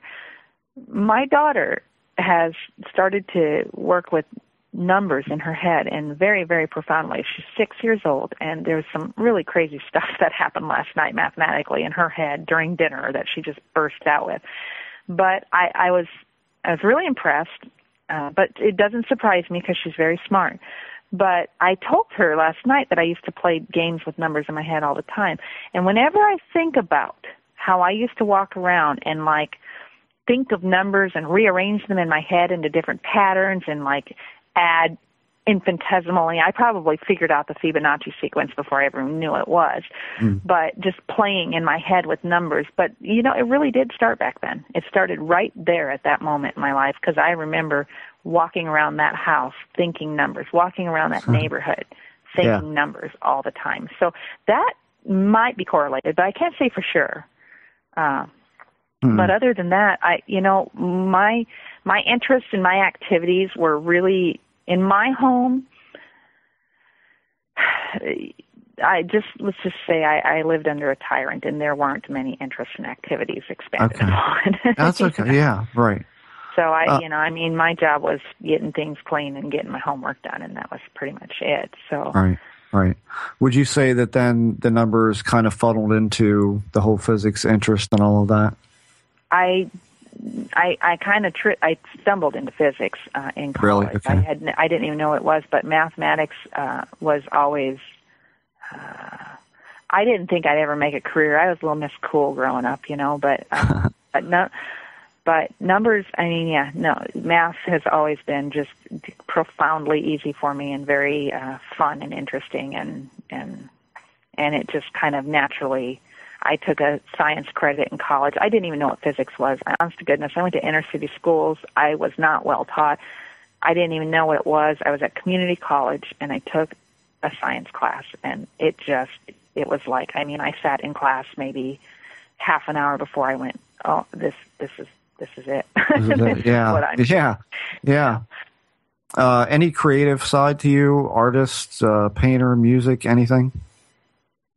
Me? With that kind of creativity? Artistic creativity? Well, they pulled me aside for special art when I was young, but again, it wasn't really allowed to be developed.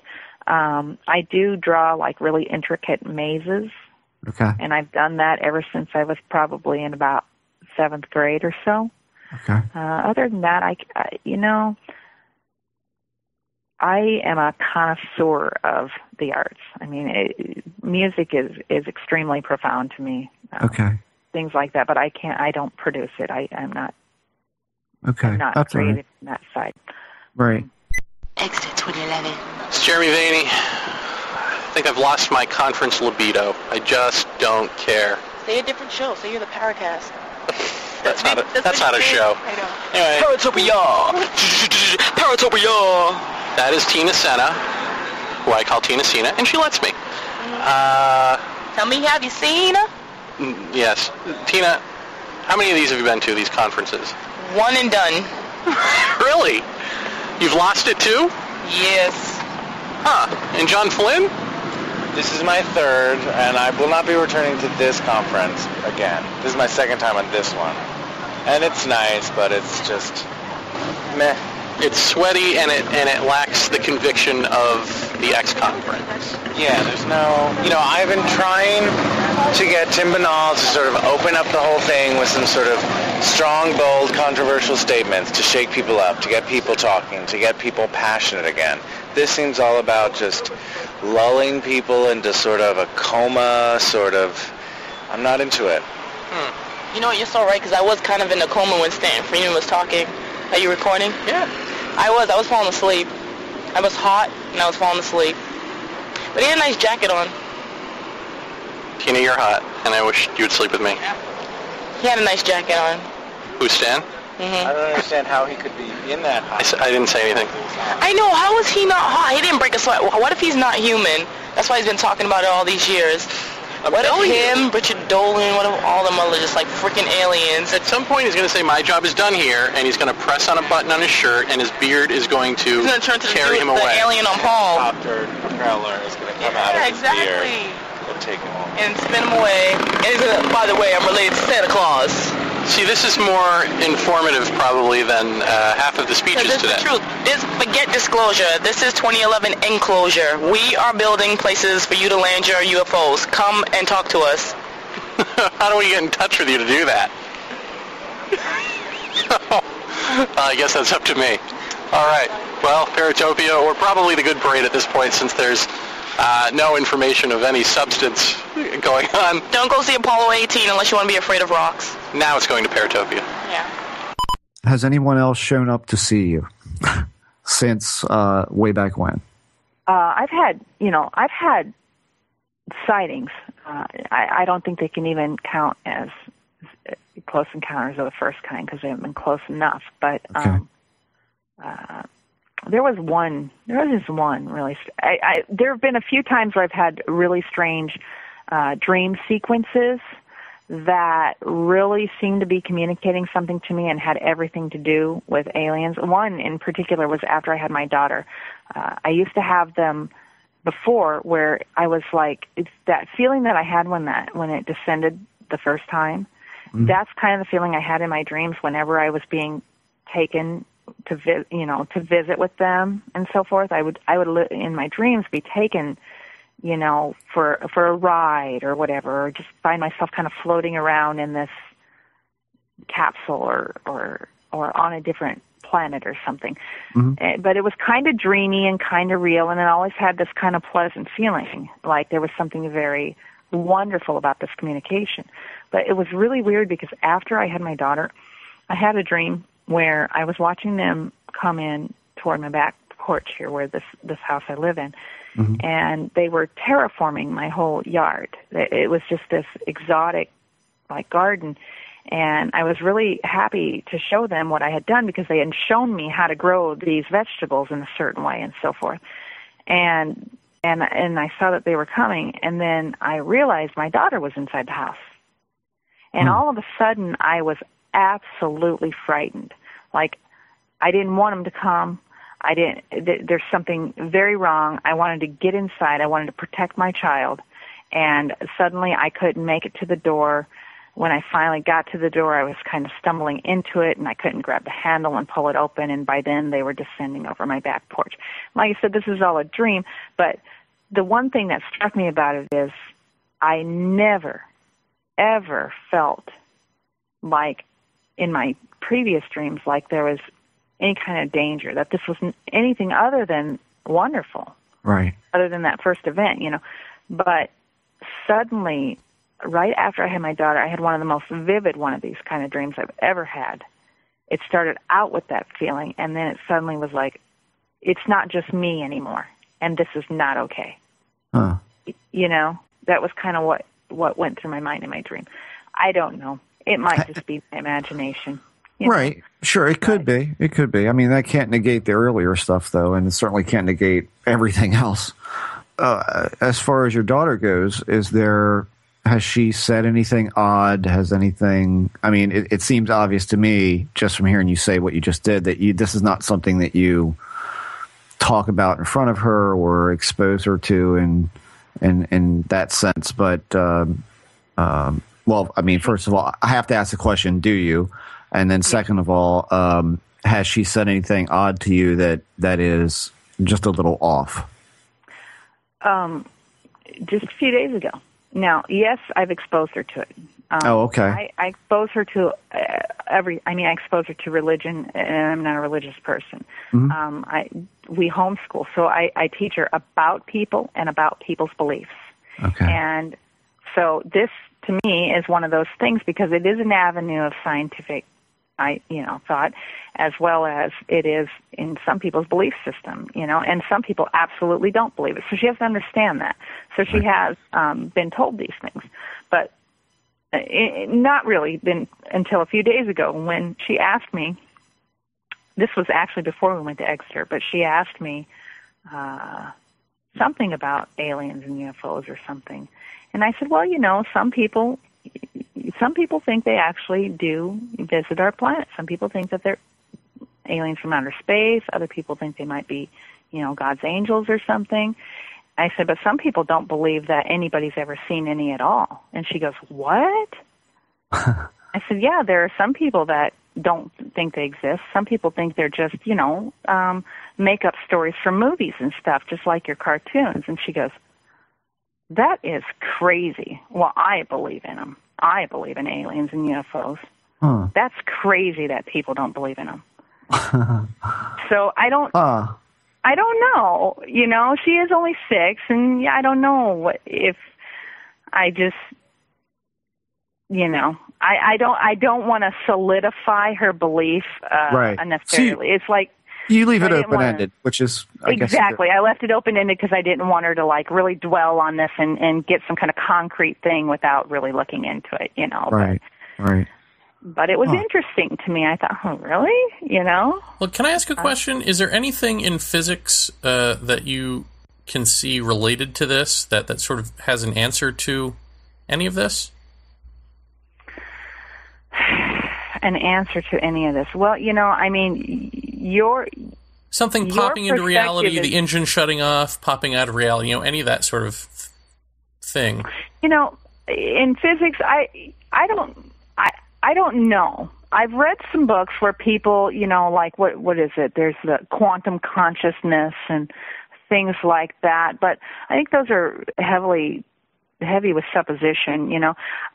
I don't see anything in physics that discounts it, because there is something about energy and matter and magnetism and gravitation and all these things that we do not understand.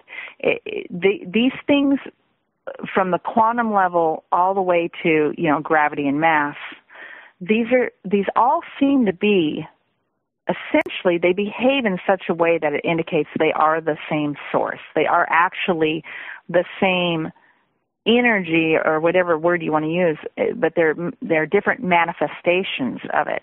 And I don't see any problem with being able to manipulate. We manipulated electricity by running it through wires. You know what I mean? Electricity and magnetism, it exists. It's out there. But we manipulate it by understanding it and then building structures to help us channel it. So whatever this energy is, that we haven't learned to channel it, that we haven't learned exactly what it is or how to tie all these things together, sort of the grand unified theory or whatever, doesn't, to me, discount that it's there. That it's you can manipulate it. Can you see any reason for bloody noses to be associated with this stuff? It would all be supposition. I mean, you guys clearly think the implant thing is crazy. I think all things are possible. But also, if we're talking about some technology that is able to, maybe pull a wormhole into space fabric or whatever, the vibrational energy, I have no doubt could possibly, different frequencies can cause people to have nosebleeds. Well, I had an experience where, I'll just take it for granted that this is what happened. I don't really know, but where my wall should be was this sort of vortex of light, and so I just have thought of it as a portal opening up. But prior to this all happening, I had something cauterize my nose so that I wouldn't bleed out all over the place. And so when I saw this portal where my wall was, my nose was bleeding down the back of my throat, and then bled the next morning, which actually triggered the memory of the whole thing. It was like my nose finally bled out my nose, and then I had this flashback to what had happened that night before. So to me, it's like, okay, there's something about the opening of this thing that is going to cause a nosebleed, and they seem to know about it. At least this night they did something about it. I don't know, whoever they are, or this thing, I guess I should say, this intelligence, whatever it is. So I'm just wondering if is there some interaction between, I guess you're saying yes, there possibly is, between a wormhole or a portal or something opening up and human, body response? A wormhole, a wormhole is really the result of a near infinite amount of energy in a infinitesimally small point in space. It's essentially, it's a momentary black hole. The amount of energy, because if you equate a wormhole to a black hole in some sense, because in some sense they behave the same, a black hole has an incredible amount of mass. More mass than you can fathom. And it's collapsed upon itself into a singular point, a point that has no physical dimension to it because it's so tiny. The amount of energy contained in that infinitesimally small piece of space is energy due to mass, okay? But it's the same amount of energy that you essentially would need to poke a hole in this space-time. What kind of technology could be used to create that energy is totally beyond me. But the fact is, you need that energy to get that wormhole. And we're talking frequencies that are just, way beyond X-ray. It's will this kill me with cancer eventually? Energy. Should I be that close to something like that it's causing me to my nose to bleed? Yeah, I don't know. Maybe they cauterize the airspace around us for cancer. I don't know. My understanding, I don't know that there's any increased cancer risk with people that have had experiences. So I don't know if that's something to be worried about because, X-ray radiation is at a certain frequency and we have to worry about it. That doesn't mean that higher frequency would cause the same result that X-ray frequency would cause. Do you know what I'm saying? So we have to worry about X-ray frequency light. But maybe we don't have to worry about cancer with higher frequency light. Maybe we need to worry about our brain turning into jelly with higher frequency. You know what I mean? So yeah. I can't say what the physical effects are. You'd need more like a biophysicist for that. But do you wear glasses, by the way? Sometimes, yeah. Do you need them? Well, I can make out. I don't need them to walk around and see. My vision's getting bad, but I'm pushing 40, and I pretty much need them to read because I get really bad headaches. I am very headache prone. I don't know if that's related either, but. Any marks on you? Marks that you think are odd? Well, I actually hadn't even thought about this till you asked that. And then I think back to the scoop mark conversation we had today, and you're going to laugh at me, but I do have a scar on my abdomen, and it's not a scoop scar. It's the opposite. It's more like a scar, like a pox scar or something like that. Okay. But right in that same period of time, like I said, I totally forgot about this till you just said it, but I don't know how soon after or before or whatever of that UFO incident that I had, but I do remember realizing I had this perfectly white scar on my abdomen and going to my dad. Well, I thought about it for quite a while, and I couldn't remember ever having seen this or where I got it. So I went to my dad, and I said, Dad, what is this scar from? Do you remember me getting this scar? And he looks at it. I don't know. What'd you do? I said, I don't know. I'm trying to remember when I got this scar. And he said, I don't know, Kelly. Geez, it could be from anything. I don't know, but it's never changed its quality. It's never changed its size, even though my abdomen has. Right.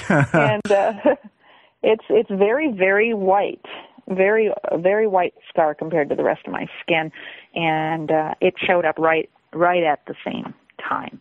And I don't remember ever having seen it before, and the only reason it stands out is because it was strange to me when it did show up, and I was just a little kid. I would never put the two ideas together. I wouldn't have thought scar and UFO. So I can't tell you if it was before or after, but it was right at the same time, in the same period of time. I mean, I'm going to assume that you're a fairly healthy lady, but when you have been sick or you have had any sort of physical, I don't know, contusions, abrasions, et cetera, I mean, I'm not even sure how to word this, because I'm only asking this because of my own experience and what my doctor had said to me. Have you had odd medical things? Yeah, constantly, chronically. I'm not diagnosed with anything. I can't. I feel like, yes, I do. Yeah. Well, I have joint pains, and I have sharp pains in my abdomen. I have just chronic, frequent, really bad headaches. Sinus headaches? No, migraine headaches, sinus headaches. Yeah. Tension headache. I mean, I have headaches Actually, I have headaches pretty much every day, but most days they're mild enough that I don't really think of it as a headache day. Okay. But they can be set off pretty easily into something much worse. But yeah, no, I have like, I just have these wandering pains. Like, I can predict the weather like you would not believe, but no one will diagnose me with arthritis or gout or anything, but I have all these symptoms that indicate that I have these things. Right. But when they look on x-rays or blood work or anything, I don't have anything.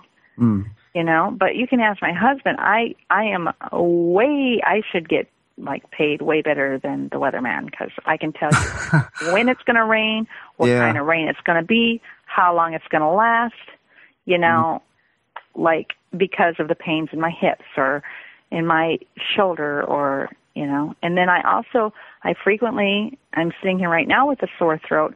I frequently feel like I'm about to get strep throat, and it'll last for a day or maybe two, and it's gone.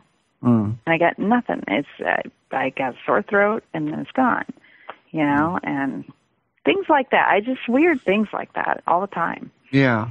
Well, I'm assuming you asked me that because that happens to you, or? Well, I mean, no, and to tell you the God's honest truth, I don't remember. I've said before, I mean, there's a point in my life where, I think I had just met my wife, or we were engaged, and I went into the bathroom and,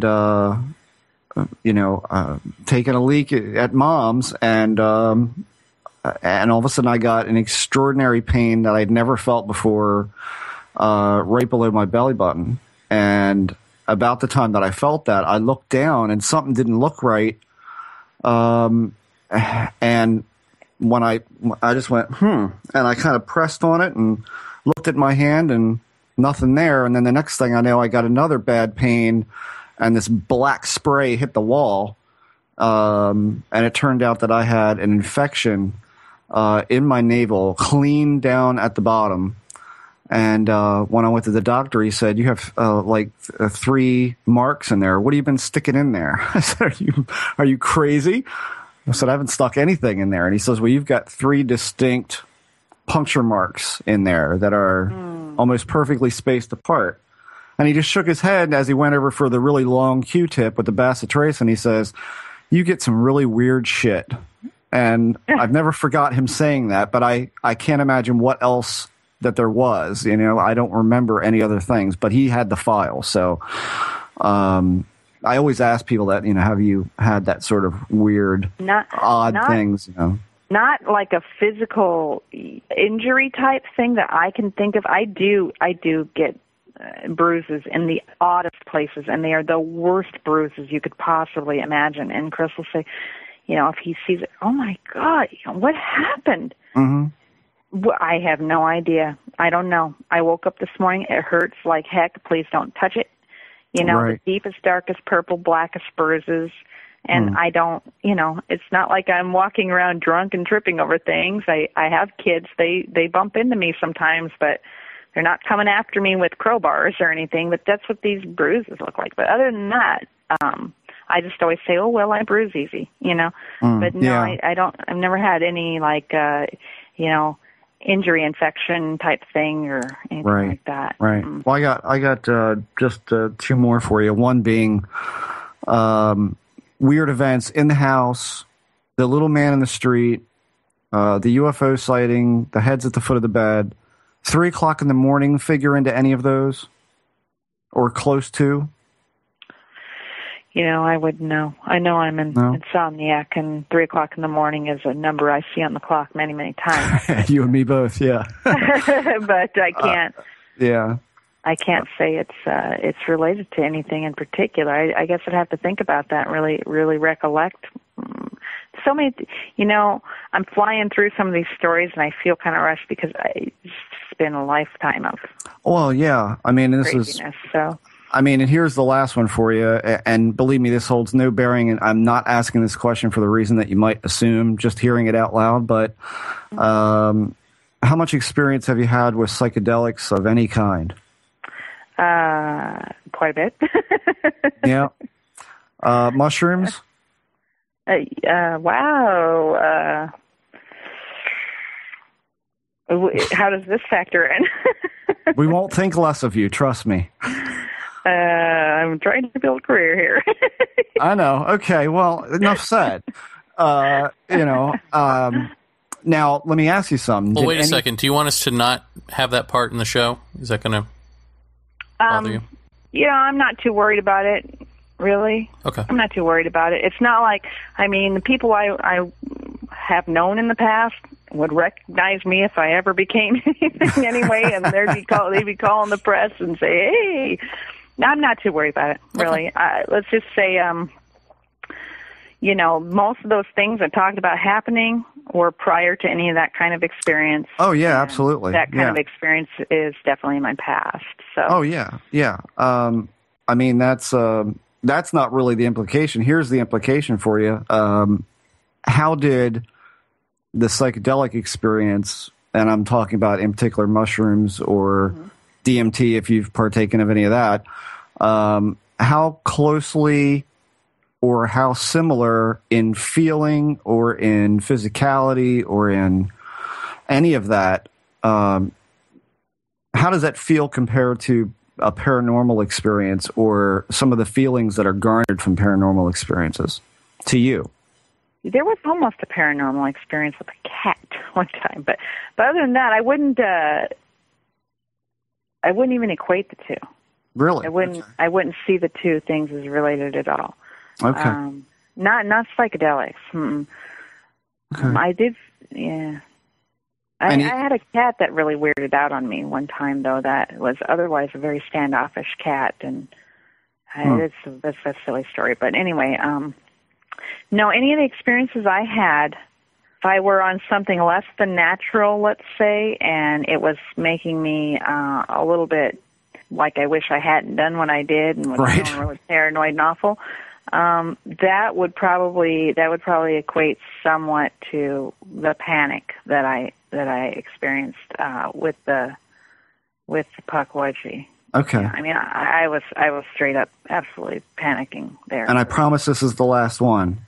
I'm not worried about it. It's okay. What's your ancestry? That's my ancestry. Well, that's a little bit hard to tell. I believe that I'm predominantly Irish and Dutch, but there's... Of course you are.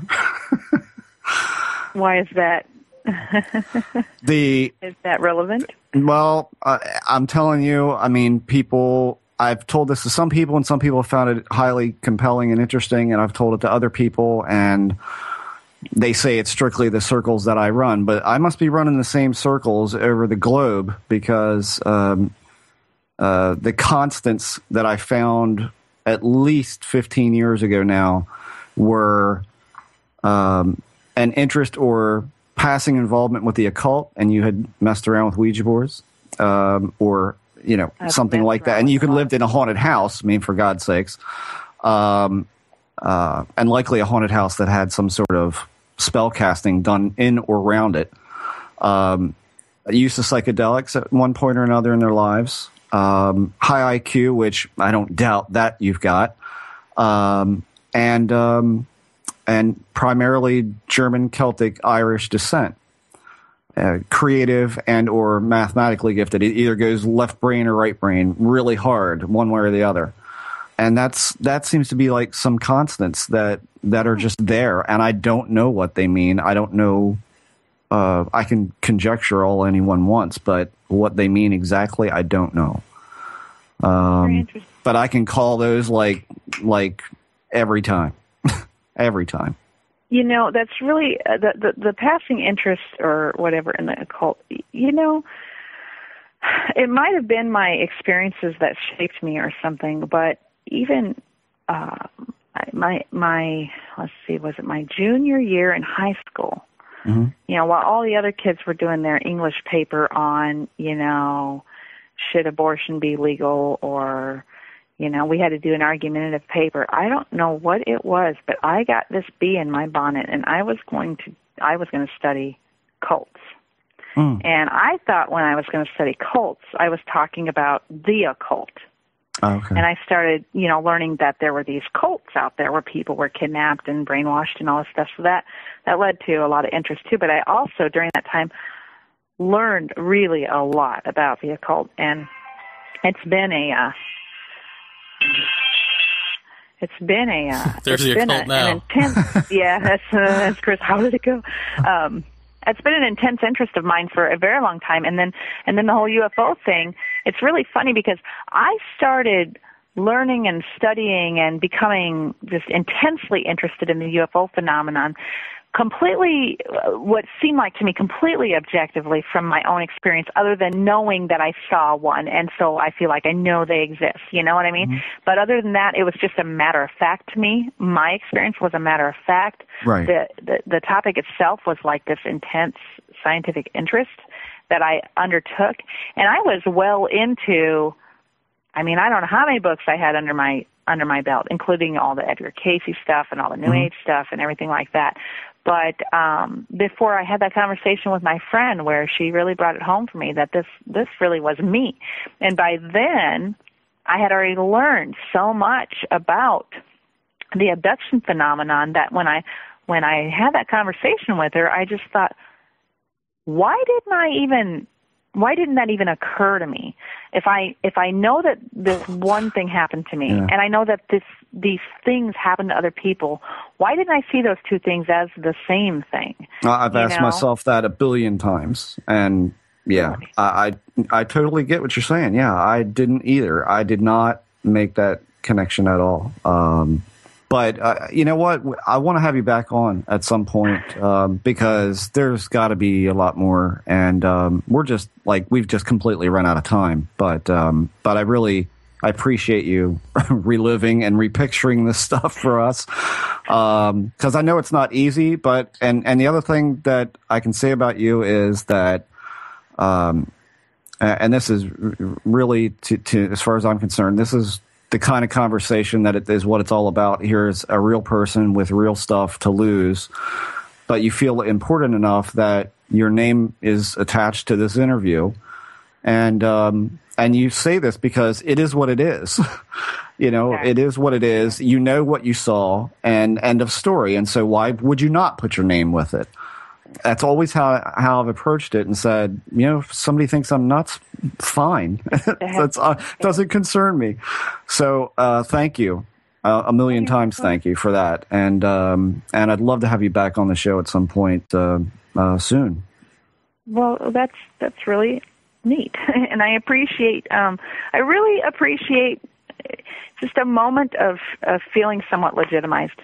You know. Oh, believe me, you have no idea. You can't talk to people about these things. So, I mean, I couldn't even talk to people in MUFON about it, to be honest with you. I mean, I don't want to call anybody out, but that conversation was shut down quite quickly. Well, it's funny you say that because I was going to call the episode title, sort of a play on Pukwudgie, but then I thought, no, I'm going to call this because I'm going to tie in some of the Exeter stuff, something along the lines of "Can't hear this at UFO cons." Because I feel like this is the conversation that, you're never going to hear them talk about, and yet this is what experiencers actually are. Mm-hmm. That's really good. I like what you're thinking there. I think that's perfect. Yeah. Absolutely. So I have more physics questions, and I'll just wait since you're coming. We'll have you back, and then I'll have more questions. Well, all right then. But thank you so much for giving us so much of your time. I told you an hour, and we've gone almost 2 hours, and I really, really appreciate that. Yes, thank you so much. That's fine. I hope I didn't ramble too much, but I messed up your cool little show. No, God. You made this show, trust me. Ramble. You made it. You made it. Wonderful. Well, thank you guys very much. It was really, really a neat experience. All right. Well, sweet dreams. All right. Well, I'm about at the end of my journey here at UFO Exeter Fest, and I now know that this cannot go to Paratopia. It's going to have to go to the Good Parade, but just want to give a shout-out to my partner in crime, Jeff Ritzman. The final question of the panel Q&A was, in fact, hey, guys, what do you think about Billy Meyer? So I ate my face and bit my lip in the process. And, you know what's funny? Is I missed most of this conference. And by missed, I mean on purpose. But I was able to not be angry for like a day. And then I went to the panel discussion, and now this is the point where I know I'm an experiencer. Because every time I hear people talk about this shit, I want to fucking choke somebody. And this panel certainly did not disappoint in that area. The questions were silly, the answers were pat, and nobody challenges anything. It's ironic that they talk about, disclosure and the establishment and blah, blah, blah, and they are a fucking establishment of fucking nonsense. There are no little aliens here from Zeta Reticuli. There is no fucking Billy Meyer mothership. And then to ask Rich Dolan, what do you think's going to happen based on the hypotheticals he sets out in his book that is a work of fiction, ladies and gentlemen. So we got to give Rich that. He definitely is, I think, the first ufologist to be able to put out something and say this is fiction and still have it sell and still have people ask him questions about it as if it could happen. Kudos to Rich on that, but man, it doesn't make for interesting listening on my part. I'll tell you that much. Oh, hey, John Flynn. Oh, hey, Jeremy Vaeni. I was just ranting about, Oh, is that what you were doing? I wasn't sure what to call it. So, how did the panel discussion go for you? Well, I mean, it's tough to judge because it was a disaster. Just the sound went out after 20 minutes and no one could fix it, so then it was just like listening. It was like eavesdropping for 40 minutes. And then, again, I don't know who most of these people are, so I don't have a strong opinion about X, Y, or Z. As usual, a flaw I sort of find in these conferences is that there's no real entry point. Is that you either show up and you know everything and all the references, or you're screwed. Yeah. And I agree. I thought it was ultimately pretty dull. Can I just say this? Go ahead. In my rant? Go. Because one thing, I find myself coming back to Rich Dolan because I find him to be a likable man. Yes, he seems very likable. And he's very knowledgeable. Yes, that he appears to be. Yeah, but he plays the game way too much. He's like a politician, and every fucking answer, including the Billy Meyer answer, is, well, I'm skeptical about that. Well, no, you're not skeptical about that. Call it what it is, complete bullshit, because you don't need to go on with the discussion after that. It's like, no, that's bullshit. You're asking my opinion? It's bullshit. It's like, I'm sorry, can't anyone call something what it is anymore? Do we have to fucking be political? Like, one guy asked such a long, convoluted question after long, convoluted statements that toward Rich Dolan, and Rich's answer was, well, there's a lot in there for me, but I just can't remember it all. There's a lot to what you just said, but I can't itemize it in my head. Well, Rich Dolan seems to me to have mastered the way of just sort of talking without saying anything. Like, he would literally be like, is this going to happen in the future? We don't know. I think it's possible.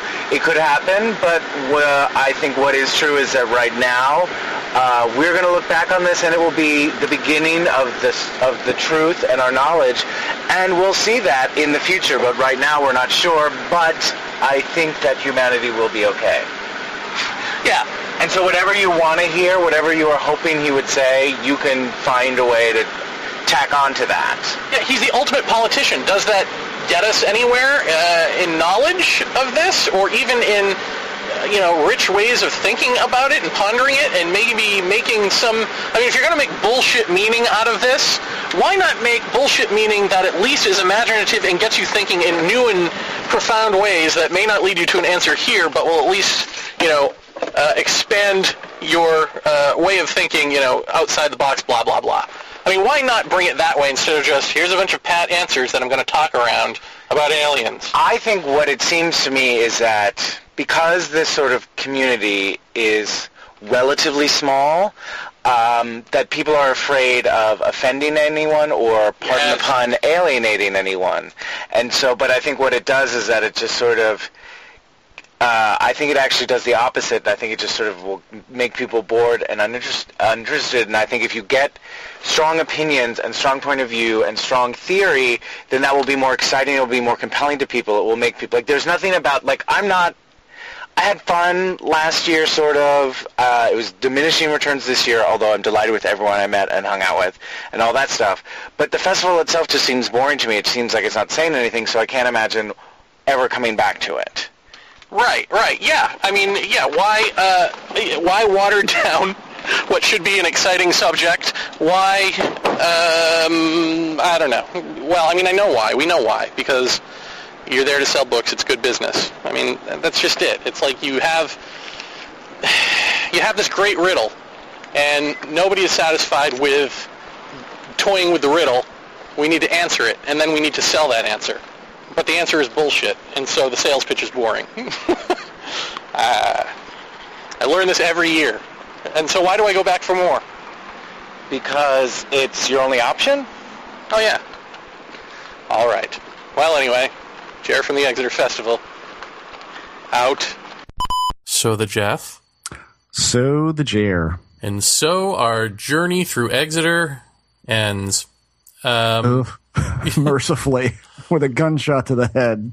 Now, this is a woman who, with husband Chris, drove 25 hours from Iowa to Exeter, New Hampshire, to go to this conference, to meet me and Tim Binnall, which is crazy, but then also to go to the Exeter UFO conference. And as you can hear on my, little interstitial clips throughout, there's Exeter, the conferences in general, I think, just have nothing to offer a guy like me. Or anyone who sort of has a handle on what the scenario is not. And so, when you know what the scenario is not, and then you see it presented on stage as this is what's going on, how amazing is it to then be able to get a guest like this, who really exemplifies that fact, the discrepancy. Like, you will never hear a Kelly Johnson on stage at a UFO conference. That won't happen, because that is not acceptable.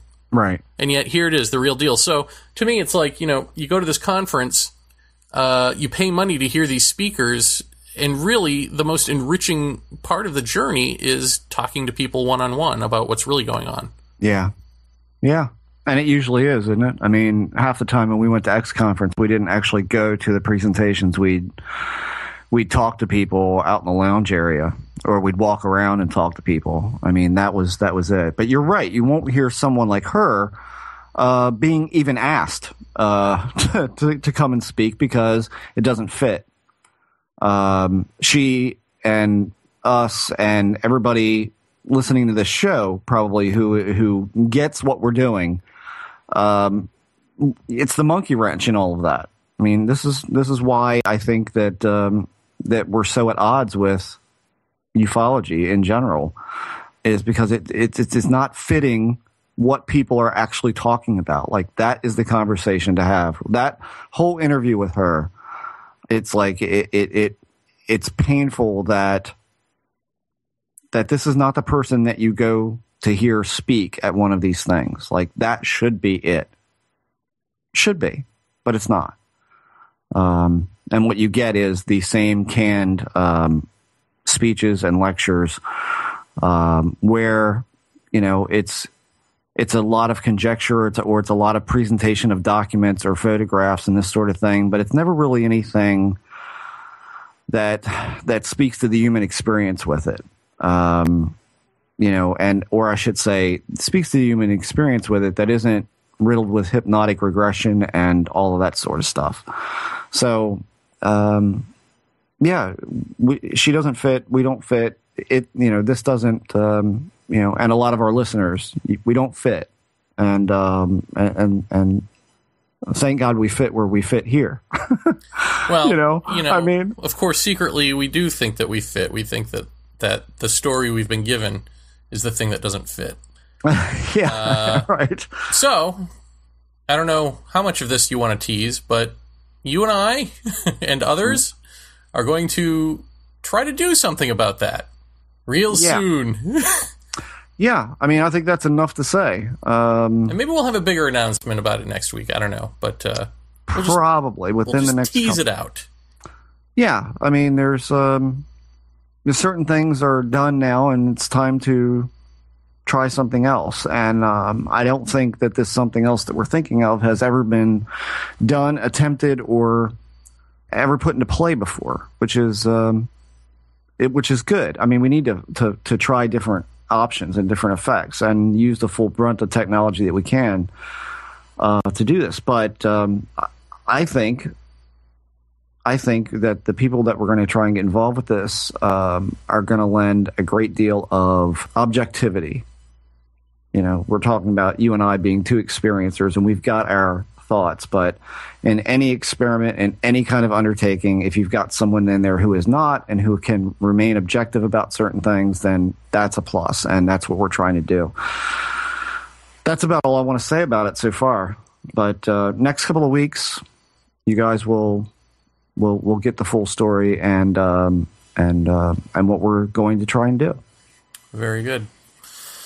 Very, very good. And I assume we're going to have a lot more to say about this on Paratopia Live this Sunday. Yes. So let's not belabor the conversation here, because this has been an extremely long and, for me, gratifying episode. Yeah, absolutely. Absolutely. And thanks very much to Kelly again for sharing all that she did. I mean, that's amazing, and I just love the way that she described everything in detail, and is not the typical thing where you have to drag something out of somebody. She was very open about everything and recounted everything in extreme detail, which everyone ought to be able to appreciate. Yep. All right, Kelly Johnson, Chris, thank you so much. Yes, thank you for coming to Exeter, hanging out, and coming on the show. And as Jeff said, being so bold and open and honest. You may not feel as though that was a brave thing to do, but it really is at least a rare thing to do. Yeah.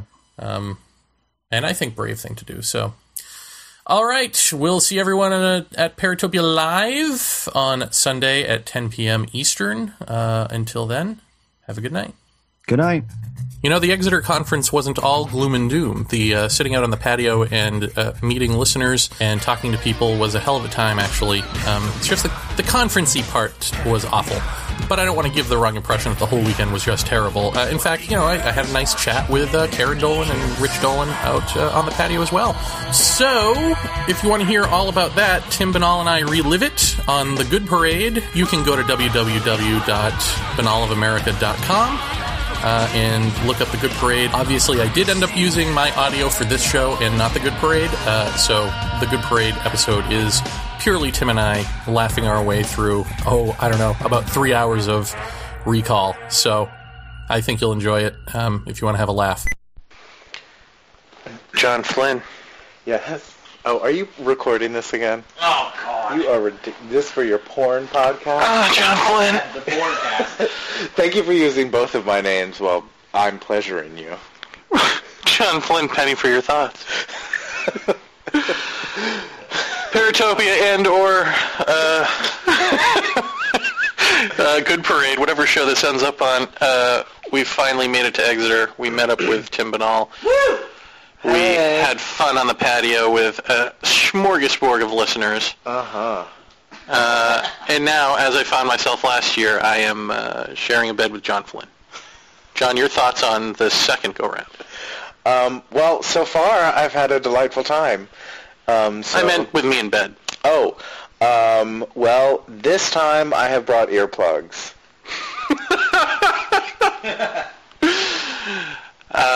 But not because I snore. No. The night terrors. I actually put them up my nose because, Binnall. What? Good night. You're an asshole. Enough said. Sweet dreams, Tim Binnall. Good night.